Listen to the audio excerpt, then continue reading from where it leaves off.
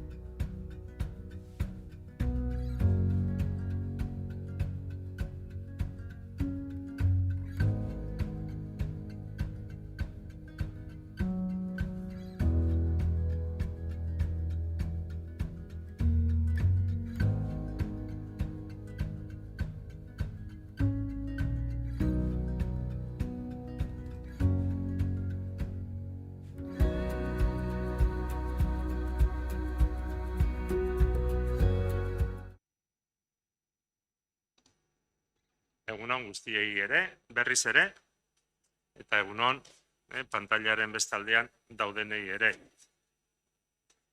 Gaurkoan, ezoiko bilkurako deia egin dugu, udalbatzaren ezoiko bilkurako deia, eta eguneko aztergaiak 7 izango ditugu. Egia da, sasoi honetan, ohikoa dugula 2022ko aurrekontuak kasu honetan, beraz urteroko aurrekontuak onartzeko udalbatzaren saio egitea. Eta horri ekingo diogu. 7 gai direnez, ez naiz orain zerrenda egiten hasiko, inon bai, aipatuko dut, hasi aurretik, hementxe 16 gaudela, udalkide bat, zinegotzi bat etxetik ari dela, eta lehen adierazi baldin badiogu ere, Lupeke Irugari, gure denon izenean elkartasuna, eta animoa, xomorroak edo gaitzak lan handia egiten ari da eta iristen ari zaigu. Udaletxera ere iristen ari da hainbat tokitatik eta espero dugu eta hala desio dizugu Lupe bentsat pasa beharrekoak pasatzea, alik eta modu leunenean. Lehenengo gaitik hasiko gera eta lehenengo gaia da 2022ko aurrekontu orokorra onartzeko proposamena. Gai mamitxo izaten da, gai luzea ere bai, eta hori dela eta bozeramaileon bileran finkatu dugu prozedura, horretarako prozedura. Ez dut banan-banan esango puntuz puntu zer egin behar dugun, finkatua dugu hori, partekatua ere hala egina dugu, eta espero dut denen lankidetzarekin alik eta hurbilen aritzea adostu dugun horretatik. Badakigu zaila dela, ezinezkoa dela, esango nuke nik, dena denboretan mugatuta eta betetzea, behintzat erreferentzia horiek partekatuak diren neurrian denon ahalegina horixe izango dela ez dut zalantzarik. Puntu guztiak ez ditut aipatuko, baina bai, atal nagusiak. Atal nagusiak izango lirateke, lehenengo udal gobernutikan egingo da proposamena aurkeztea, Agotxanitzek osoko zuzenketa aurkeztu duenez, osoko zuzenketaren lanketa etorriko da gero, bozketara ere iritsita. Hurrengo pausa zuzenketa partzialak aurkeztea, aztertzea eta bozkatzea izango da. Eta azkenik, egindako proposamen, hasieran egindako proposamenaren balorazioa egin eta gero, bozkatzea izango da azkeneko pausua. Pauso hori egiten dugunean, gure buruari esan diogu, gaur egungo prebentzio neurri modura horrelako lekuetan aireztatzea ezinbestekoa denez, eten txiki bat egingo dugula, aretoa aireztatu egingo dugula, guk hanka luzatzeko aukera izango dugu, eta berriz ekingo diogu udalbatzari bigarren puntuarekin. Beraz, azalpen honen ondotik, eta denak kokatuta gaudela ikusita, lanari ekingo diogu. Eta lehenengo puntua dugu, aipatu duan bezala aurrekontu orokorra onartzeko proposamen horretan, ogasun batzordean diktaminatutako proposamena aurkeztia. Kasu honetan, nik egingo dut aurkezpen hori. Eta aurkezpen horretarako, zenbait puntu. Lehenengo eskerrak eman nahi dizkiot ogasun zinegotziari, Txisuneri, Juan Mari Altunari, hain zuzen egindako lanarengatik, eta berari eskerrak ematearekin batera, udal langile eta arduradun politiko guztiei. Aurtengoa ere, pandemiaren eraginpean egin beharreko prozesua izan da, eta horrek alegina bikoiztia ez dut esango ginen onditzea, bai, eskatzen dugu. Guretzat, 2021ko hitza ziurgabetasuna da. Incertidumbre. 2021an zehar, pandemiaren ondorioek ziurtasuna ekarri digute gure gizartera, ekarri digute Hondarribira eta ekarri dute Hondarribiko udalera. Eta ziurgabetasun horrek egoera aldakorra eragin digu. Eta egoera aldakor horretara egokitu behar izatea tokatu zaigu eta dirudienez egokituko zaigu berriz.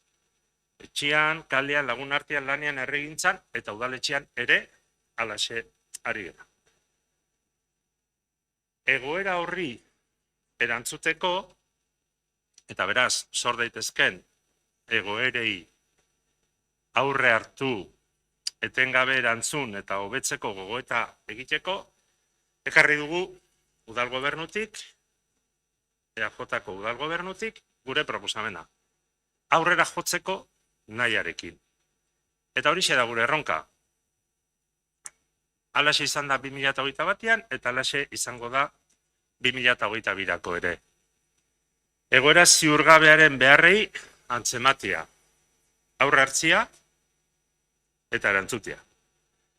Horretarako egokitu genuen 2021ko maiatzean gure agintaldi plana, han lehentasunak argi finkatu genituen eta horretan ari gera. Eta gure lehentasunak behin eta berriz aipatu baldin baditugu ere, orain da momentua esateko.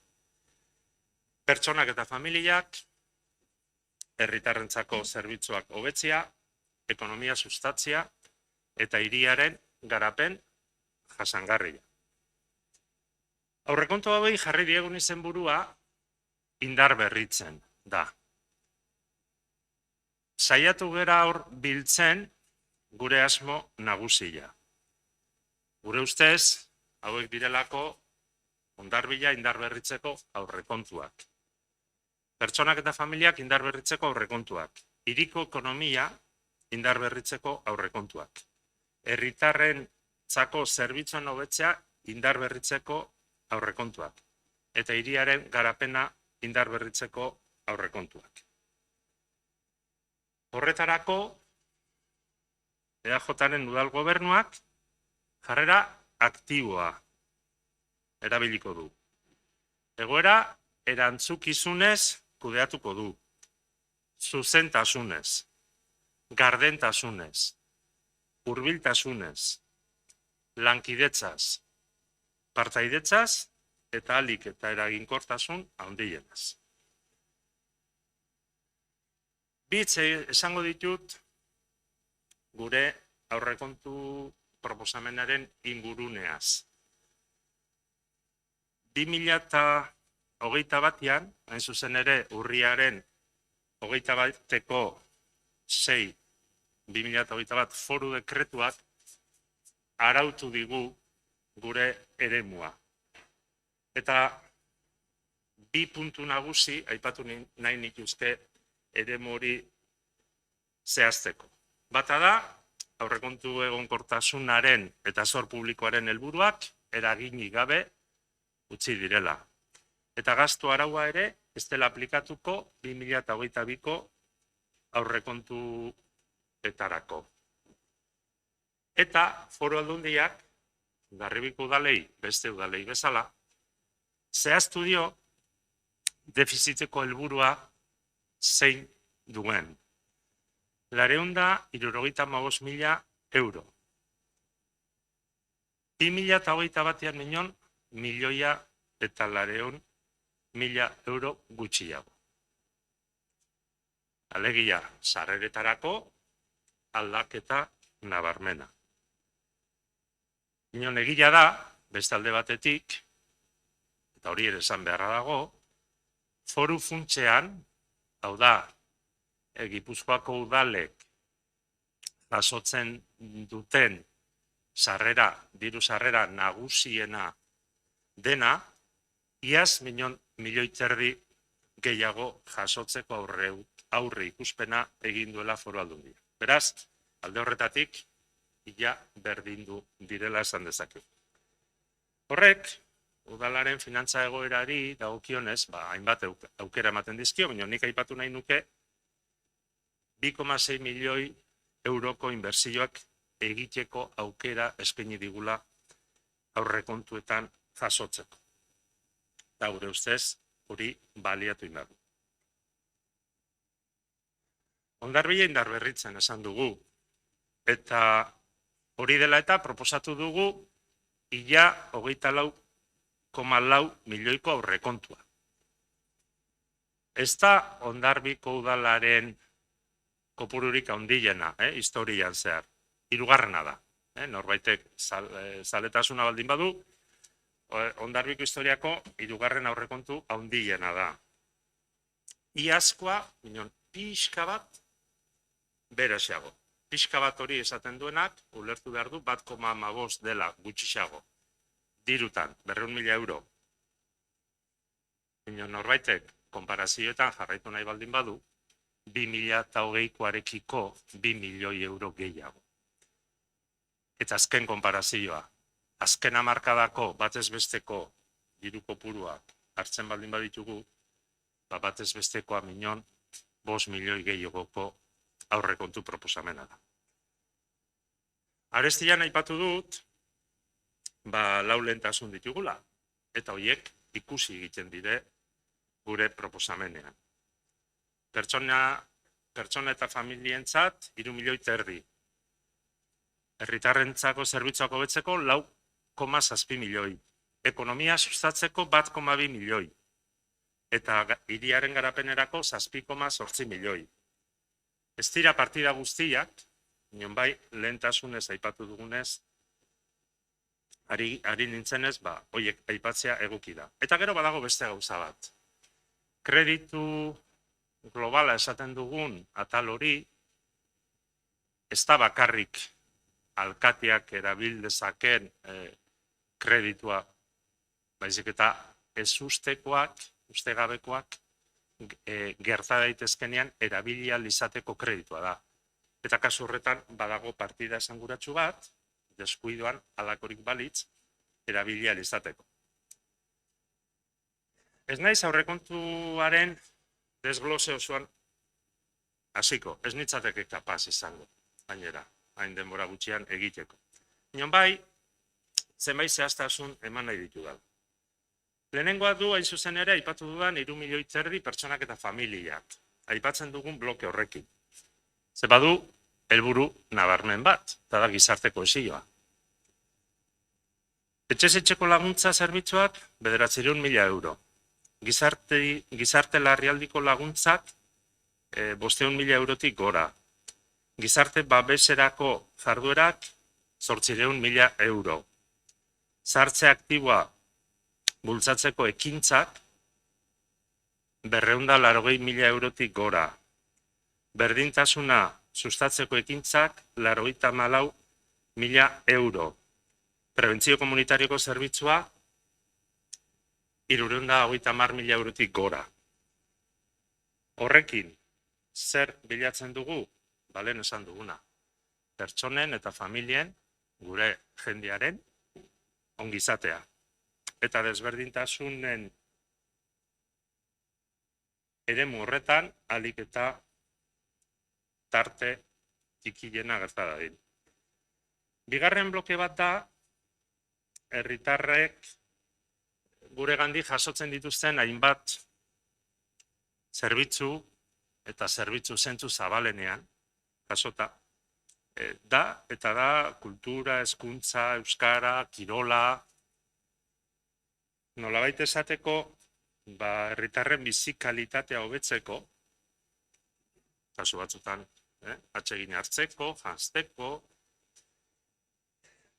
4.000.000 eta 700.000 euro planteatzen ditugu. Eta hezkuntzarako, esate baterako, 1.000.000tik pasia dugu partida. Liburutegirako, 1.500.000 dugu. Udal artxiborako gutxiago, 170.000 euro. Ekipamendu eta kultur jardueretarako 900.000 euro. Euskara, euskaltegia barne dela, 770.000 eurotik gora. Gazteria, 400.000 euro. Kirola, ia 700.000 euro. Eta herriko jarduerak eta jaiak, eta hau da puntu deigarrienetako bat gure proposamenean, 170.000 euro eskas. Honek badu azalpen bat, eta da guk diru sarreren kopurua igotzea ezinezkoa izan dugunez, nonbaitetik kendu behar izan dugu. Eta nonbaitetik kendu behar izan dugu urte hasierako aurrekontu proposamenean. Baina, konpromiso osoa dugu, urtearen likidazioa egiten den momentuan, gauzatuko dugula eta jarriko dugula 2021erako jarriak genituen partiden mailan. Tokiko ekonomia sustatzea dugu 3. atala. Eta horretarako 1.169.000 euroko proposamena egin dugu. Azoka, turismoa sustatzeko jarduerak, merkataritza eta beste jarduera ekonomikoak laguntzeko kopuruak, merkataritza establezimenduen ekintzailietasuna eta modernizaziorako diru laguntzak, bereziki ticket buy sistemarako laguntzak eta diru laguntzak, eta gero, enpleguaren eta promozio ekonomikoaren lanketarako badugun eskualde mailako agentziarako bilduak ditugu hainbat partida. Hondarbiko ekonomia sustatzea eta bultzatzea da eta indartzea da helburua. Norbaitek esango du, hor ere partida gehiago jar daitezkela. Eta gogoraraziko dut, noski, bonoak, esate baterako, merkataritzarako bonoen kanpainak, 2. aldia izango duela, behin eguberrien kanpaina bukatu eta gero. Eta gure aldetik, lehen aipatu dudan bezala, pertsonak eta familiak gaian aipatu dudan bezala, zalantzarik ez dago, beharra ikusten dugun neurrian, urtearen likidazioa egin eta gero, kreditu aldaketan sartzeko asmoa dugula. Beharra aztertzen baldin badugu aldese izango dela. Hemen badago, dirutan sartu ezten, gure ustez, ere aipatu beharreko zerbait. Eta da, hiriaren industri garapenerako Zubietaren gaia. Ez dugu partidari jarri Zubietarako. Badakigu, publikoa da, esana dugu, plan orokorraren lanketan, 2 alternatiba daudela. Eta alternatiba horien lanketan hariko gera, datozen hilabetetan. Oain ez da momentua dirua jartzeko horretarako. Orain da momentua lanketa egiteko, lehentasunak definitzeko, eta gero jarri beharreko partidak jarriko dire. 4. multzo gisara, garapen iraunkorra, hiriaren garapen iraunkorra. Eta horra ipatu nahi nituzke, 2 gai. Denbora aurrera dijoa eta orduan ere buruaren mugatingo du. Hirigintza eta etxebizitzaren administrazio orokorrerako dugu 1,5 milioi gora. Hortxe kokatzen da berriritartze eta asfaltatze kanpaina nagusia. Baina gure aurrekontuetan ez dago kanpaina horri dago kion kopuru guztia. Gure aurrekontuan jarrita dago lehenengo hiruhilekoan egin den aurreikuspenaren kopurua. Eta hori aurrerago egin ala garatuko dugu. Ingurumena hortxe dugu, ondare historikoaren kudeaketa, San Nikolas Zubila berritzea eta bide publikoen mantentze lana jarri egin dugu partidetan, jarri behar izan dugu. Zergatik, lanketa egiten ari delako. Baina lanketa egiteak eta administrazioko pausoak eta tramitazioetan ibiltzeak denei esperientzia pixka bat eman digu, eta ezin izan dugu udal modura iritsi prozesu administratiboa bukatu eta ejekuzioa egitera, eta horrek behartzen gaitu berriro diru kopuru horiek jartzera. Hemen azken apunte bat, hurrengo udalbatzarako aterako delako gaia, minon etxe bizitza publikoaren promozioan ez dugu diru aparteko hori jarri, minon denok dakigu, eta ja aurreko osteguneko batzorde bileran adirazi nuen, etxe bizitza publikorako presa baterako promoziorako ezinbestekoa den tresna, hau da, ezinbesteko tresna da bizesarekin genuen hitzarmena moldatzea eta aldatzea, eta horretan adostasuna lortu dugu eta hori landuko dugu. Azkar, bi hitz nagusia aipatu nahi ditut lankidetzari buruz eta partaidetzari buruz.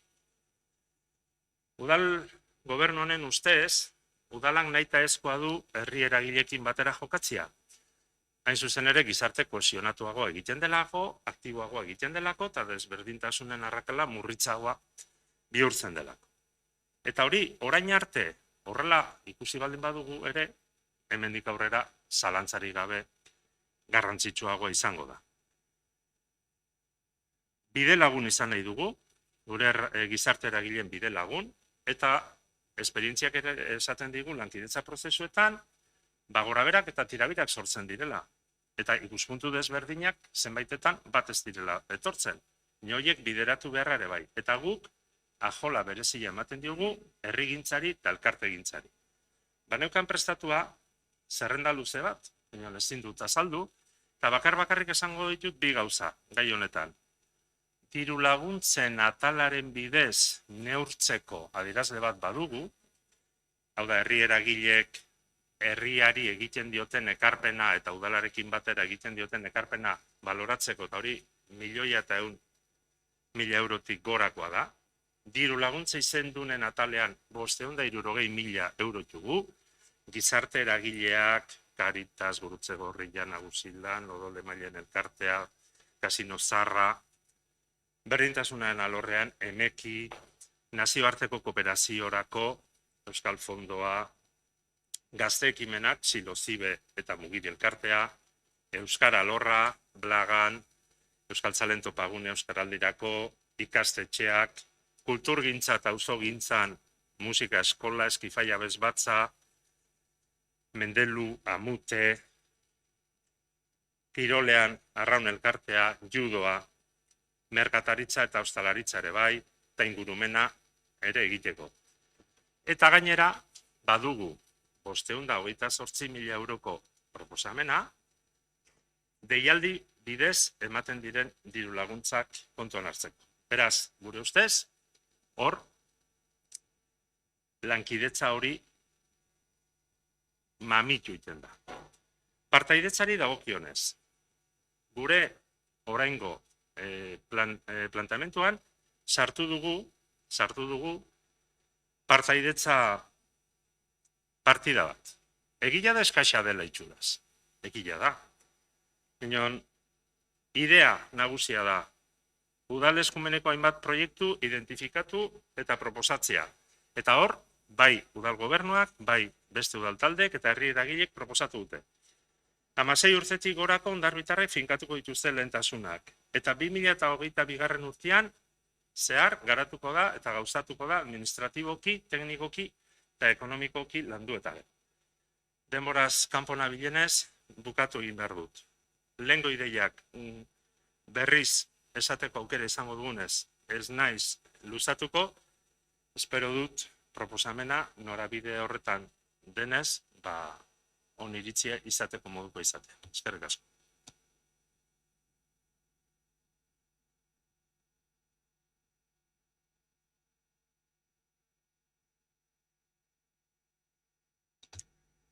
Eta barkamen eskatu behar dut,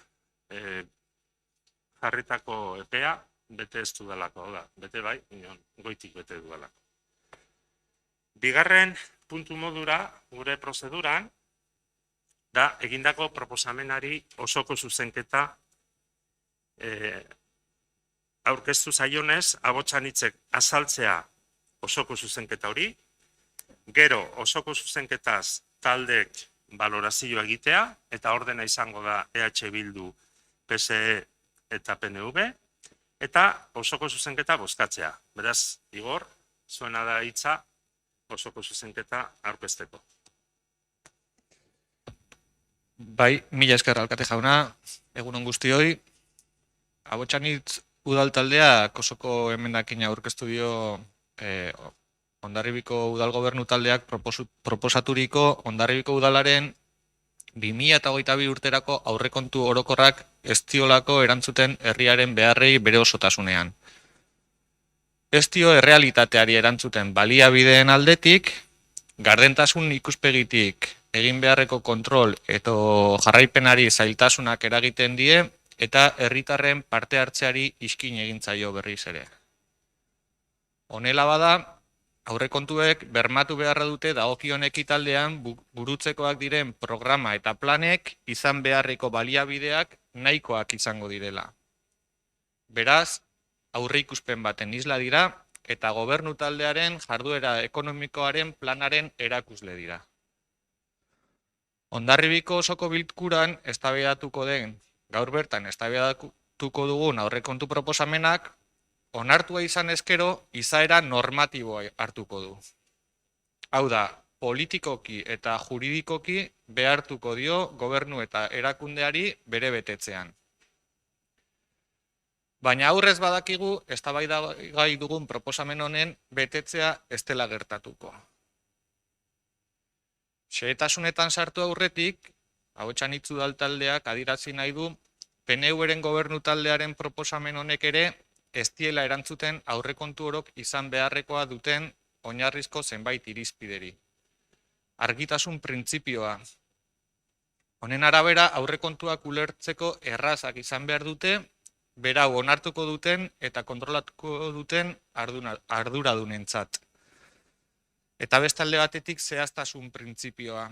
Alkateak ja aurreratu du, baina aurrekontuaren exekuzioan aurreikus daitezken sarrera eta gastuak ahalik eta gehien gerturatu behar dute aurrekontuaren dokumentuari. Aurrekontuak beraz, herritarren beharrei eta erakundearen funtzionamendurako eskakizunei erantzuteko tresna bat dira.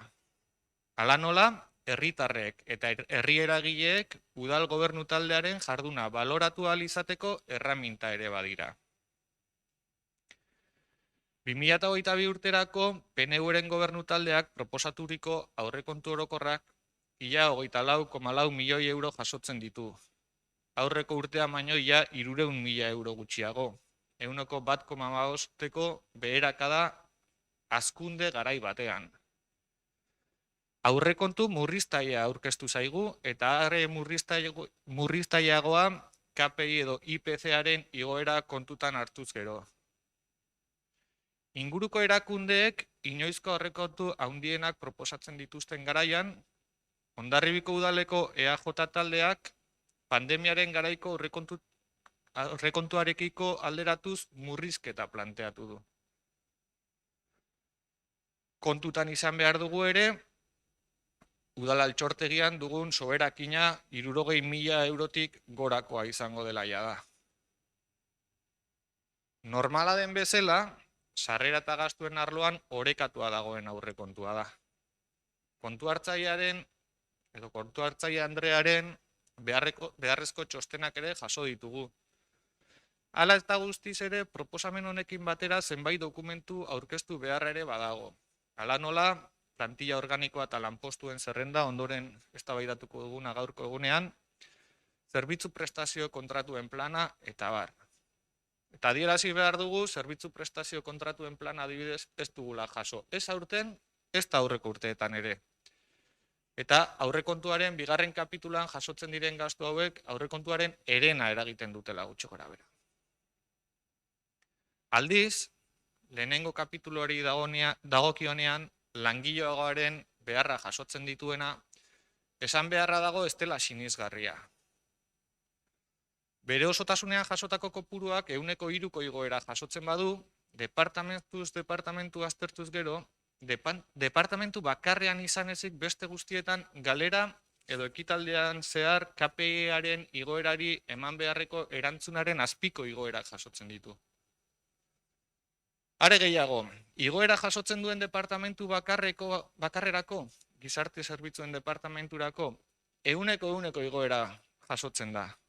Aldiz, ez da horrelako igoerarik jaso ekitaldi bererako aurkezturiko langilegoaren zerrenda horretan.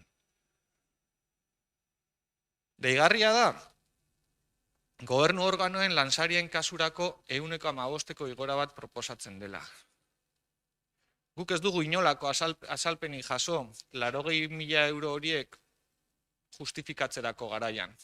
Ez dakigu alkatearen soldataren igoerarako izango den, gobernu taldean beste liberatu bat gehiago osatzeko izango den, edo zertarako izango den. Baina 115% igoera jasotzen da. Lehen aipatu bezala, administrazioaren organo exekutiboak duen borondate politikoa eta ekonomikoa erakusten duen arau izaerako tresna da gaurko hau. Argia, ulerterreza eta gardena izan behar duena. Orain arte, adierazitako gaiak orokorrak eta garrantzitsuak izanik, Ahotsan Itzudal taldeak jasotako aurrekontu proposamenaren dokumentua xehetasunez aztertu eta sakoneko ezadostasunak ikusi ditu, eta ondoren zehaztuko ditu. Lehenik eta behin, herritarrekiko babesa lantzeko gizarte zerbitzuen departamentuaren proposamenak ez dio errealitateari erantzuten. Ez da herri komunitatearen beharrei laguntzeko balio ere. Ihardueretan, programetan, laguntzetan, jetxiera nabarmen bat proposatzen da. Hala eta guztiz ere, errealitateari erantzuten ez dion langilegoaren ekarpenean 100% igoera adierazten da. Nola esan daiteke herritarrak direla ardatz? Egoera zaurgarrenean dauden pertsonentzat bideratutako ekarpenak murrizteko proposamena egiten denean. Bereziki honako hauek eta alkateak lehen aipatu ditu diru kopurutan, baina zahartze aktiborako ekintzetan 162ko jetxiera bat. Familiei laguntzak edo transferentziak 150ko jetxiera bat. Harrera zerbitzurako beste 150ko jetxiera. Gizarte zerbitzutako jarduera soziokulturaletan 140ko jetxiera. Gizarte larrialdetako laguntzak edo AESak bezala ezagutze ditugunak 114ko jetxiera bat. Eta gobernuz kanpoko erakundei laguntzetan ez gara 0,7ra iristen, justu 0,5ra.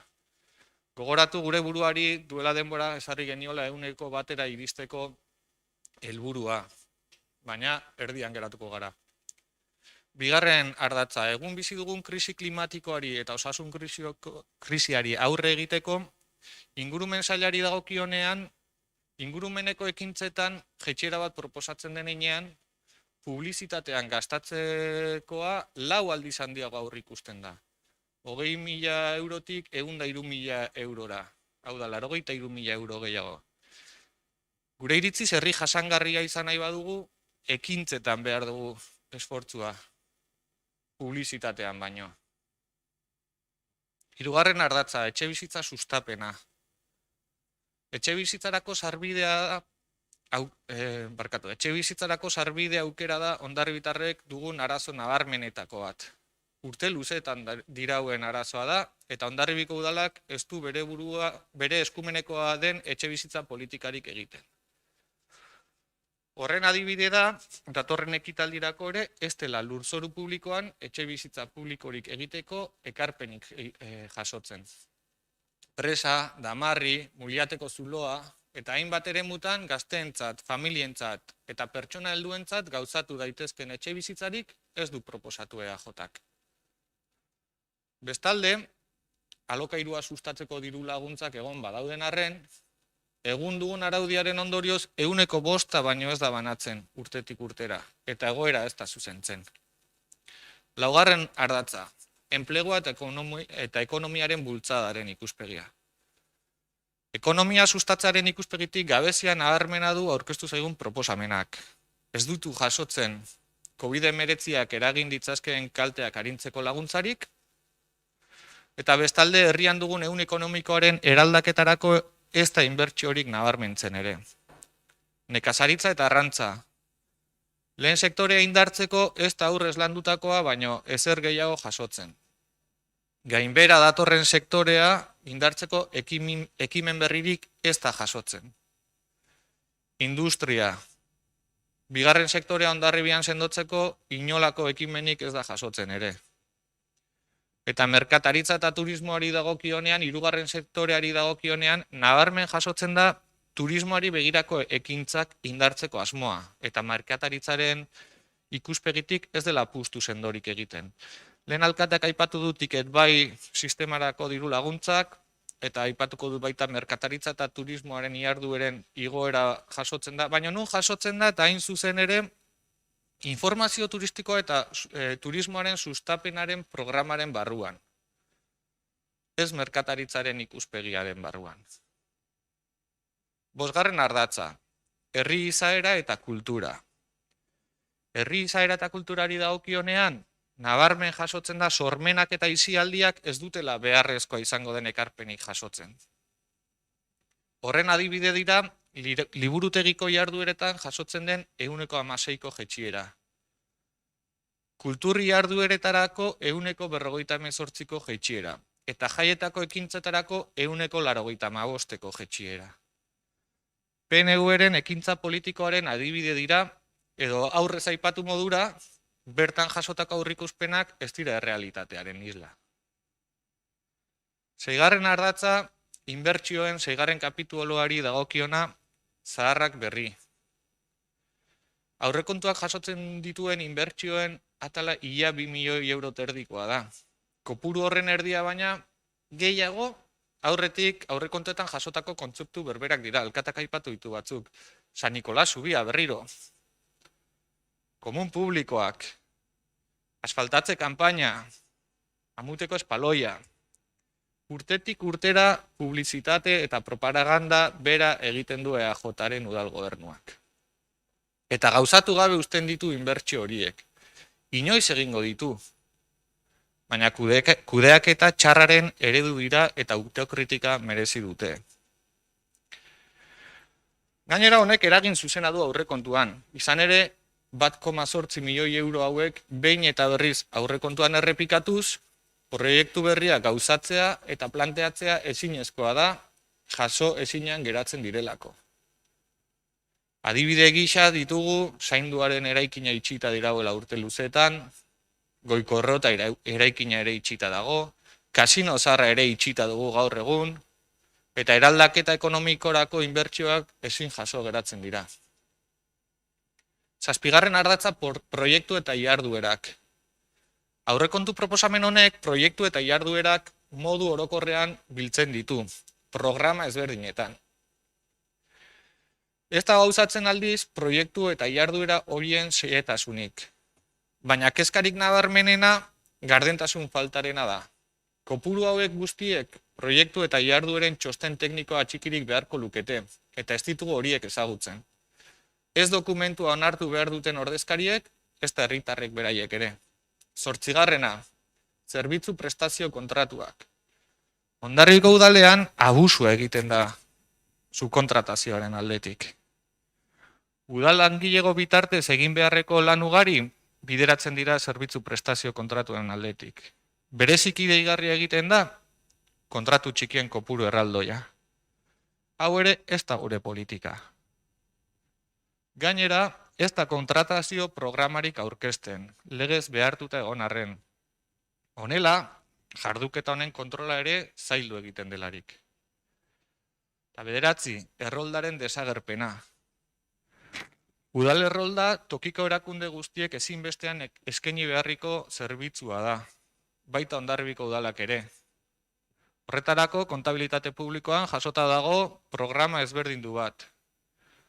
Eta datorren ekitaldirako proposatzen den honetan, aldiz, ez da inolako ekarpenik jasotzen. Zero. Aurrekontuaren inguruan eginiko xehetasun honek erakusten du EAJak aurkeztutako 2022 ekitaldirako aurrekontu proposamen honek sinisgarritasunik ez duela. Aipatu zaigu ohiko gastuen inguruko €1.000.000 inguru kreditu aldaketetan proposatuko direla. Naiz eta urtero kreditu aldaketetarako proposatzen diren kopuruak €10.000.000 ingurukoak izan. Hasieran adierazi bezala, argitasun printzipio eta zehaztasun printzipioari erantzun behar diote aurrekontuek. Kreditu aldaketak ez dira ohiko gastuak inputatzeko. Aurreikus ez daitezkenak eta inbertsioak inputatzeko baizik. Ahotsanitz udal taldeak proposaturiko 115 proposamenetako askok badute lekua aurrekontu hauetan. Hain zuzen, aurrekontuak osatzen dituzte. Gardentasunari erantzuten dio eta aurrekontuak kontenuz osatzen du. Proposamen horietako askok herritarren eskaerei erantzuten die. Beraz, parte hartzeari ere erantzuten dio. Herri komunitatea sendotzea, aukeren berdintasuna, elkartasuna sustatzea, gizarte zerbitzuak indartzea, ekonomiaren suspertzea, euskararen erabilera areagotzea, laguntzen bitartez, hobekuntzen bitartez, aktibitatea eraginez. Proposamen guzti horietan jaso daiteke gure politika.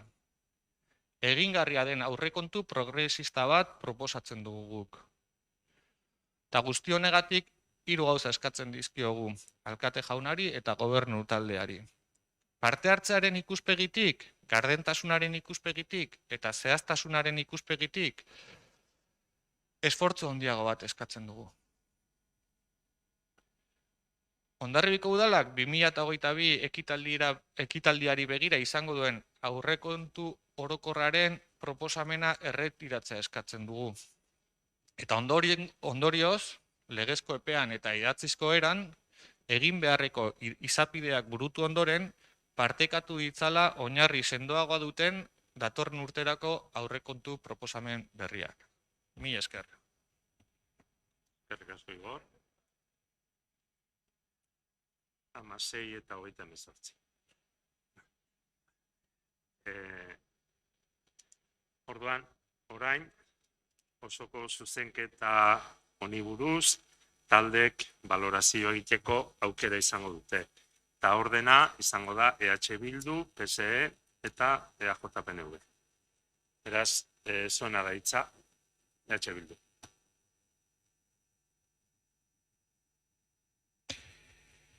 Bueno, egunon, aurkeztutakoa eta gu printzipioz aurreko urteko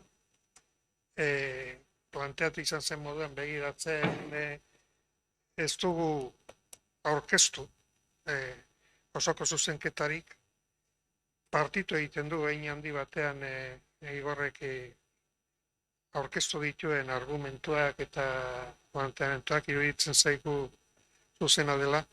Baina gure posizioa aurrekoan egin genuen moduan izango da abstentzio aldera joko du.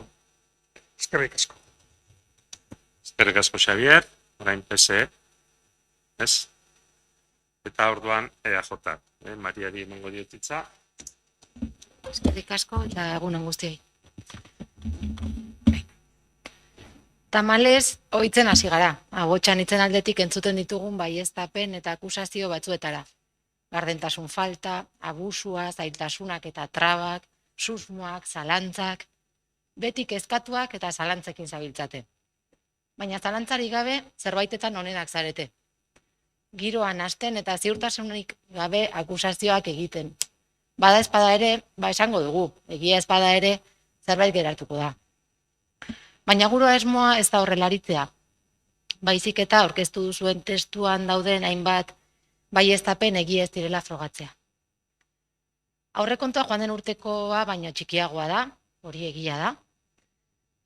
Baina duela 2 urteko aurrekontuarekin konparatuz, pandemia aurretik aurkeztu genuen azkeneko aurrekontua 2 milioietan handitu dugu.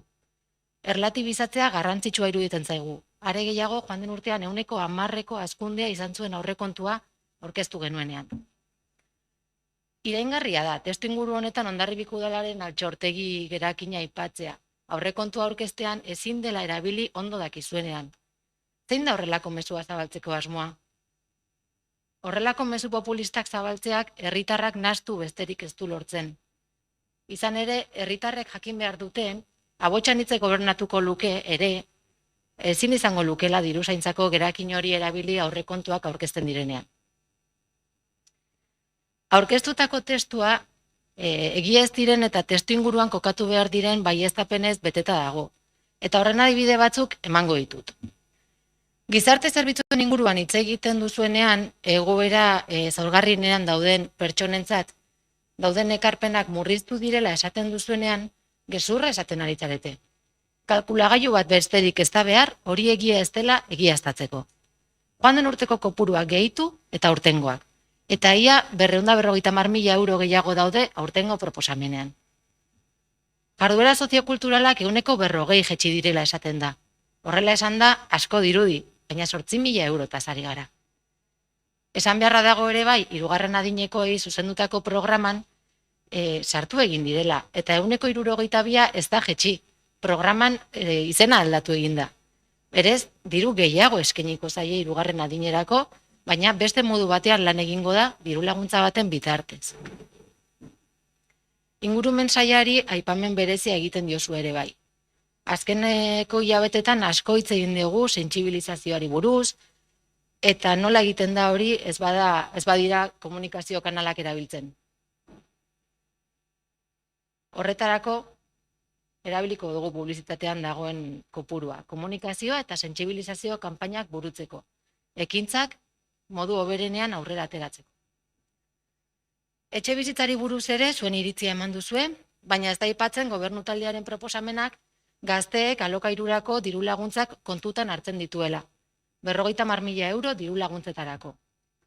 Eta une honetan ez da ekarpen ekonomikorik egiten aurrekontuetan, baina alkateak esan duen bezala, promozio berria presan aurrera ateratzeko laizter onartuko dugu bizesarekin hitzarmena. Baina hori errealitateari erantzutea bada ere, ez daizu interesatzen momentu honetan aipatzea. Zuen ustez ere, enplegua eta ekonomiari buruz ez da nahikoa proposatu dugunarekin. Eta igoera izan duen partida, ez zaizu egokia iruditzen. Antolatzen diren jarduerak, merkataritzan eta zerbitzuetan eragin positiboa izaten dutela jakinarren. Gogoratu nahi dut ere, merkataritzako bono kanpaina martxan izango dela urte hasieran martxoa arte. Eta pandemiaren goraberak ikusita egin behar denerako prest gaudela. Zer esan herri izaera eta kulturaren inguruan egiten den aipamenari buruz. Jakin badakizue, hasierako aurrekontuan udalak dituen gastu guztiak ordaintzeko adina sarrerarik ez dugula. Eta hainbat gastu likidazioa egin ondoren sartuko direla. Adibidez jaietan, 185 jetxi dela, bai, baina jakinda apirilean berriro ere partida hori igoko dugula. Eta berriro diot, hauek adibide batzuk besterik ez dira, baina testua errealak ez diren baieztapenez beteta dago. Parte hartze falta dagoela esaten zaigu behin eta berriz. Badirudi Abotxanitz dela herria entzuten duen alderdi bakarra. Ekarpenak Abotxanitzek bakarrik jasotzen dituela. Baina hainbat eta hainbat elkarterekin elkarlanean aritzea eta diru laguntzak eskaintzea ez alda parte hartzea. Caritas, Emeki, Silozibe, Blagan, ikastetxeak, musika eskola, auzo elkarteak, kirol elkarteak, ostalaritza eta merkataritza elkarteak. Gure aurrekontuak ez alditu jasotzen herritarrengandik iristen zaizkigun eskaerak. Hori bakarrik Abotxanitzek egiten duela Sinistarazi nahi diguzue? Abotxanitz Hondarribiko udaletxean dagoenetik beti ezezko bozka eman die udal aurrekontuei. Urtero kontra. Gobernu taldeak Abotxanitzek egindako hainbat proposamen aurrekontuan integratu ditu, oraingoan eta aurreko urteetan ere. Uste dut elkarrizketarako eta akordioetara iristeko jarrera erakutsi dugula. Baina argi gelditzen da berriro ere, zein den Abotxanitzen jarrera. Eskerrik asko.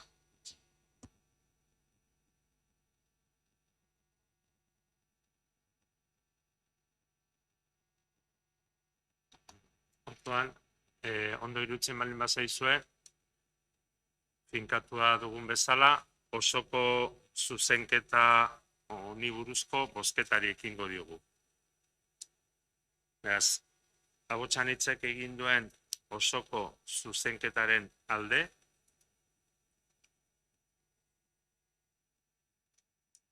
kontra, abstentzioak, hortaz, ez da gehiengoz onartu.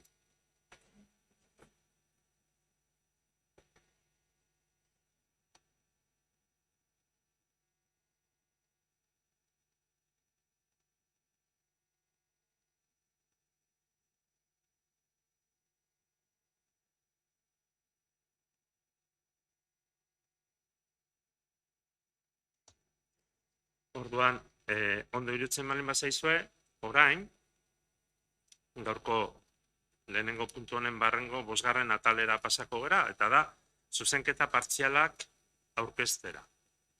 Zuzenketa partzialak aurkezteko ordena normalian urtetan egin dugun bezala, erregistroan sartutako ordenaren arabera izango da, eta horretarako udal talde bakoitzak izango ditu 10 minutu. Ordena, aipatu ezpadut ere, izango da PSE, Abotxanitz eta EH Bildu.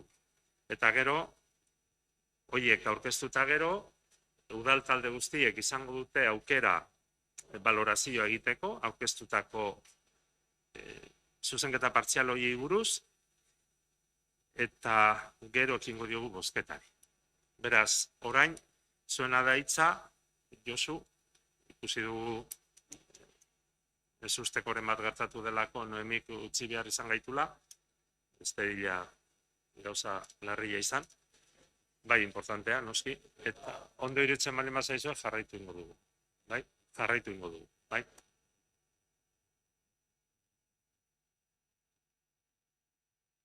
Nomai deitu dute, baumea eski jarri zaiola, eta dudan, bueno, artean izan behar du bere bila, noski. Oda, bueno, ez bezala ezer gehiago zen.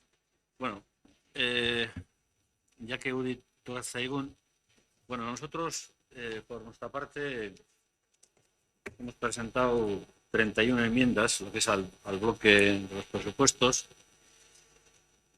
Bueno, de alguna forma nuestra propuesta iba un poco encaminada a, bueno, quizás un poco a completar algunas lagunas que entendíamos que estos presupuestos no contemplaban, ¿no? Y en ese sentido, pues, bueno, hemos dividido en varias cuestiones, en la cual, pues, los voy a enumerar.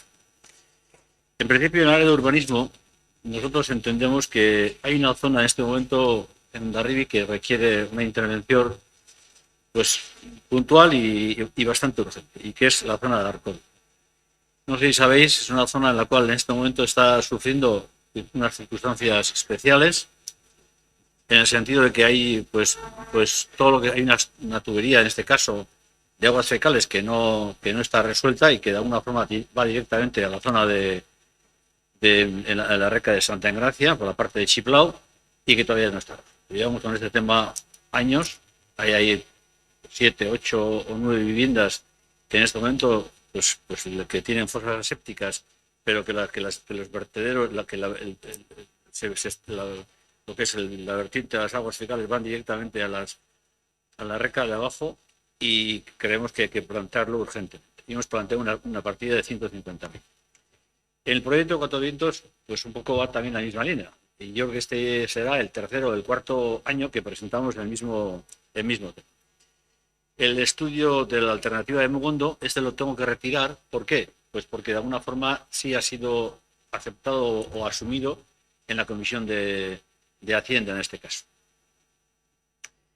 El plan parcial de la Reca de Santa Engracia, estudio de actuaciones. A ver, en la Reca de Santa Engracia es verdad que hay casas, hay una situación en la cual pues son particulares, son de particulares, hay una zona en la cual está habiendo, hay una huerta que está teniendo pues entradas de aguas de la Reca y que no se le está dando una solución. Yo creo que eso creemos que hay que plantear una intervención concreta.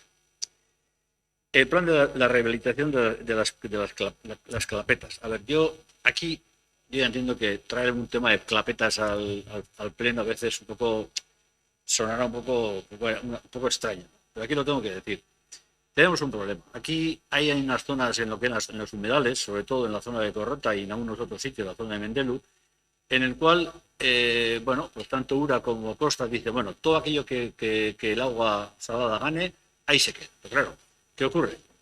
Que hay gente que tiene unas huertas que está haciendo trabajos y que además son trabajos que aparte de, pues bueno, que son, pues entretiene, sociológicamente tiene su importancia, pero claro, yo entiendo que eso hay que dar. Entonces, si no se arreglan las clapetas y no se ponen en condiciones, el agua salada al final pues te come el producto y claro, una huerta en este momento cuando entra el agua salada ya es como si no te sirve para nada. En lo cual, ahí lo que planteamos es que, así como por ejemplo se trabaja en el régimen de Ausolan, sí de alguna forma tengamos unas partidas determinadas para que las clapetas que se cambien o se haya que cambiar, pues haya un fondo Podemos para esto, ¿no? Para cambiar. El tema de una barandilla en la Reca de Santa Engracia, pues bueno, eso es una otra partida que tenemos que está ahí. Y luego el tema del Baluarte de la Reina. Bueno, esta partida de 9.000 también la tengo que retirar, pues ¿por qué? Porque ha sido aceptada por parte de la Comisión de Hacienda. La intervención del parque de la Millonetti, hay una cuestión que siempre está ahí.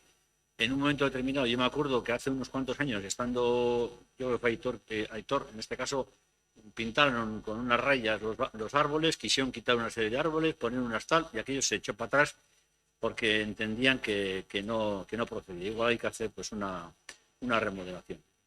El tema de la sustitución de los bancos luminarios de Plaza del Obispo, eso también hay alguna reivindicación en ese sentido. El tema de los columpios adaptados más cubierta en el parque infantil.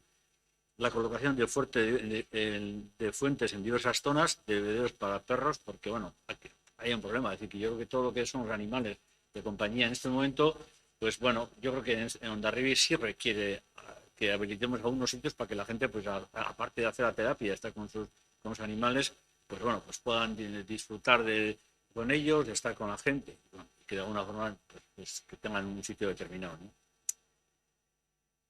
En las áreas de perros, en la zona de perros son 20.000. El tema de la movilidad. El transporte público urbano, redacción del pliego de 25.000. Bueno, yo aquí, ¿qué os voy a decir? ¿Qué os voy a decir aquí que no sepamos? Yo desde el que entré en este ayuntamiento en el 2007, yo me acuerdo siempre que nuestras primeras reivindicaciones fueron tres. Uno, el quitar las barracas en música escola. Dos, que de alguna forma tuviéramos unas pues diferentes viviendas para temas de acogida. Y tres, el transporte urbano, porque yo entendía que el transporte urbano en Hondarribia era muy importante, sobre todo para que, bueno, luego se ha visto, ¿no?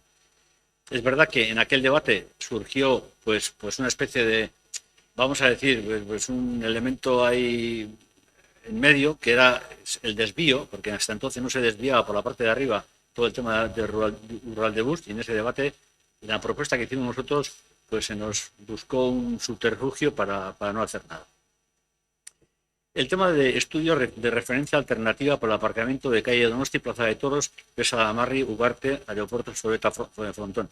Yo he visto en la propuesta de Agozanit que hay una propuesta también de hacer una serie de estudios en este tema, pero bueno, yo a lo que voy es que hagamos un estudio de detalle de fondo, porque a mí sí me parece que en Hondarribia, y todos estamos de acuerdo, porque hemos visto con el tema de la Marina, ¿qué es lo que decían los comerciantes? Oiga, mire usted, antes de hacer esto, vayamos a una alternativa. Necesitamos que en Hondarribia tengamos una referencia clara en qué lugares, y para eso hace falta un estudio detallado de la cuestión, porque los suelos no son lo mismo en un lado que en otro, y está visto todo el tema de preso, la situación del suelo. En la actuación de los parkings de autobuses, bueno, es otra reivindicación que está ahí y que, bueno, que está pendiente. Y luego el proyecto de ascensor, calle Donosti y la Marina. En el tema de vivienda, encargan un plan parcial para un solar de Muriate. O sea, es decir, hay un vacío en la zona de Muriate, que es verdad que es un acuerdo dotado, que en su día hubo una oferta de sacarlo a licitación, pero bueno, esa licitación pues ahí quedó, pues porque hay una empresa que lo tiró por encima, pero que al final ese tirar por encima resultó que al final se echó para atrás, porque se dio cuenta que había sido una propuesta temeraria, pero tenemos el otro. Con lo cual, yo creo que ahí nosotros, en vista del tema, con las nuevas subsidiarias en la mano, sí tenemos que hacer algo. Hacerlo ya y no esperar al plan general. Sobre el tema de la compra de vivienda de emergencia social, yo creo que cada año, yo siempre he dicho que cada año de esas casas que de alguna forma se dejan y luego entran en la segunda oportunidad, pues cada año tener, pues bueno, hacernos con es decir, una especie de lista. Tenemos, yo que en este momento hay 3 o 4, me parece, pero bueno, quizás hacerlo uno cada año. El tema de ayuda al alquiler a jóvenes, bueno, esta también es una cantidad de 150.000. Yo creo que el equipo de gobierno, bueno, ha metido una partida de 50, lo cual, bueno, el principio está ahí. Sobre el tema de otros, por ejemplo, adhesión, Bidasoa o Arso, Industrialdea, 3 millones. ¿Por qué ponemos esto? A ver, estamos con el traído, a ver, Hondarribia, todos estamos de acuerdo en que el sector turístico es cuando vienen las cosas malas, el sector turístico, cuando alguien pone los huevos en una cesta, pues es peligroso. Es decir, no solamente hay que poner los huevos en una cesta, sino que hay que jugar también siempre con diferentes cuestiones. Y el sector industrial de servicios para Hondarribia es importante y fundamental. Tenemos 10 hectáreas en este momento con el plan general y está todo lo que es la zona de Zubieta, efectivamente. Pero os voy a decir una cosa. Los parques tecnológicos en Euskadi aportan solamente el 2% del PIB en cuanto al sector industrial. ¿Qué es lo que aporta la mayoría, el 98%? Todos los industrialdeas que hay en este momento. No es entendible que en este momento el SPRI, que es la agencia de desarrollo que compone Lezo, Yarzun, Rentería y, por ejemplo, Irún, Hondarribia no esté en esa agencia de desarrollo. Yo creo que eso no se puede, es incomprensible. Yo creo que esto es una cuestión que nosotros sí tenemos que reflexionar. ¿Por qué Hondarribia no está? Yo ya entiendo que quizás desde el punto de vista histórico, aquí quizás desde los antiguos alcaldes que ha habido aquí, sobre todo en ciertas épocas de la dictadura, fundamentalmente, o incluso anteriores, no tenían ese desarrollo, no tenían esa visión industrial, sino que iban todo al sector turístico. Y esa clave, al final, pues desarrolla a las personas, desarrolla un poco al individuo, a lo que es la sociología, y eso tenemos que romper. Esa especie de inercia que de alguna forma, en un momento determinado, porque ya sabéis que hubo un debate en su momento, porque en el tema de las fronteras, porque cuando hubo un debate sobre el tema industrial, en las fronteras no se dejaba construir, es decir, no se ponía zona industrial. Irún sí permitió hacer zona industrial y Hondarribia, entonces el que estaba alcalde, dijo que no, que en Hondarribia no era necesaria la zona industrial, sino que era la zona turística. Eso que ya viene en nuestro haber, en este sentido hay que romper esa inercia y en el cual tenemos que llevar ese desarrollo a este tema. Entonces, yo creo que la zona de Zaldunborda, Ibistieta, Zabaleta, tiene que ser una zona en la cual tiene que ser esas 10 hectáreas, la tenemos que hacerlo. Y por eso yo creo que es importante, porque eso nos da una visión. El estar en SPRI, estar en una agencia de desarrollo, nos da visión de futuro, nos da visión de proyectos e incluso nos da visión para poder desarrollar actividades que no sean solamente el sector de la pesca y el tema del comercio y la hostelería. Yo creo que es fundamental. El tema del programa de sumarse al programa de la Diputación. Esto también lo tengo que retirar porque sí, de alguna forma se ha aceptado. En lo cual es la tercera parte. El tema del ticket buy. Bueno, está la cantidad puesta, 50.000. Vosotros lo habéis contemplado en el tema. Está, en principio, bueno, está ahí, se mantiene, pero bueno. Las ayudas a las familias para la compra de material escolar. Es lo de siempre. Llevo insistiendo con este tema 3 años. En la compra local de Amute, bueno, 300.000. En la MUTE hay un local, bueno, en el tema de ahora con el tema de la Casa Tellería se ha librado, ese dinero no lo hemos metido al bolsillo. Yo creo que si queremos hacer ciudad, hay que hacer también ciudad en los barrios, en el cual este es el planteamiento que tenemos. La compra de un local en Casco Viejo, bueno, yo sé que hay, y luego yo sé que también ahí hay unas conversaciones en este momento con el párroco sobre esta cuestión, no sé en qué quedará, pero bueno, esa es la propuesta que teníamos. El tema de la contratación de personal para la atención ciudadana. Bueno, aquí hay una cuestión. Todavía estamos en pandemia. Y estamos en pandemia, bueno, es verdad que estamos quizás en otro escenario, pero estamos todavía con dificultades.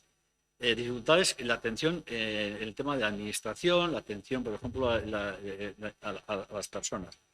Aquí nosotros proponíamos el tema de atención, sobre todo incluso con fundamentalmente pensando en lo que es la brecha digital.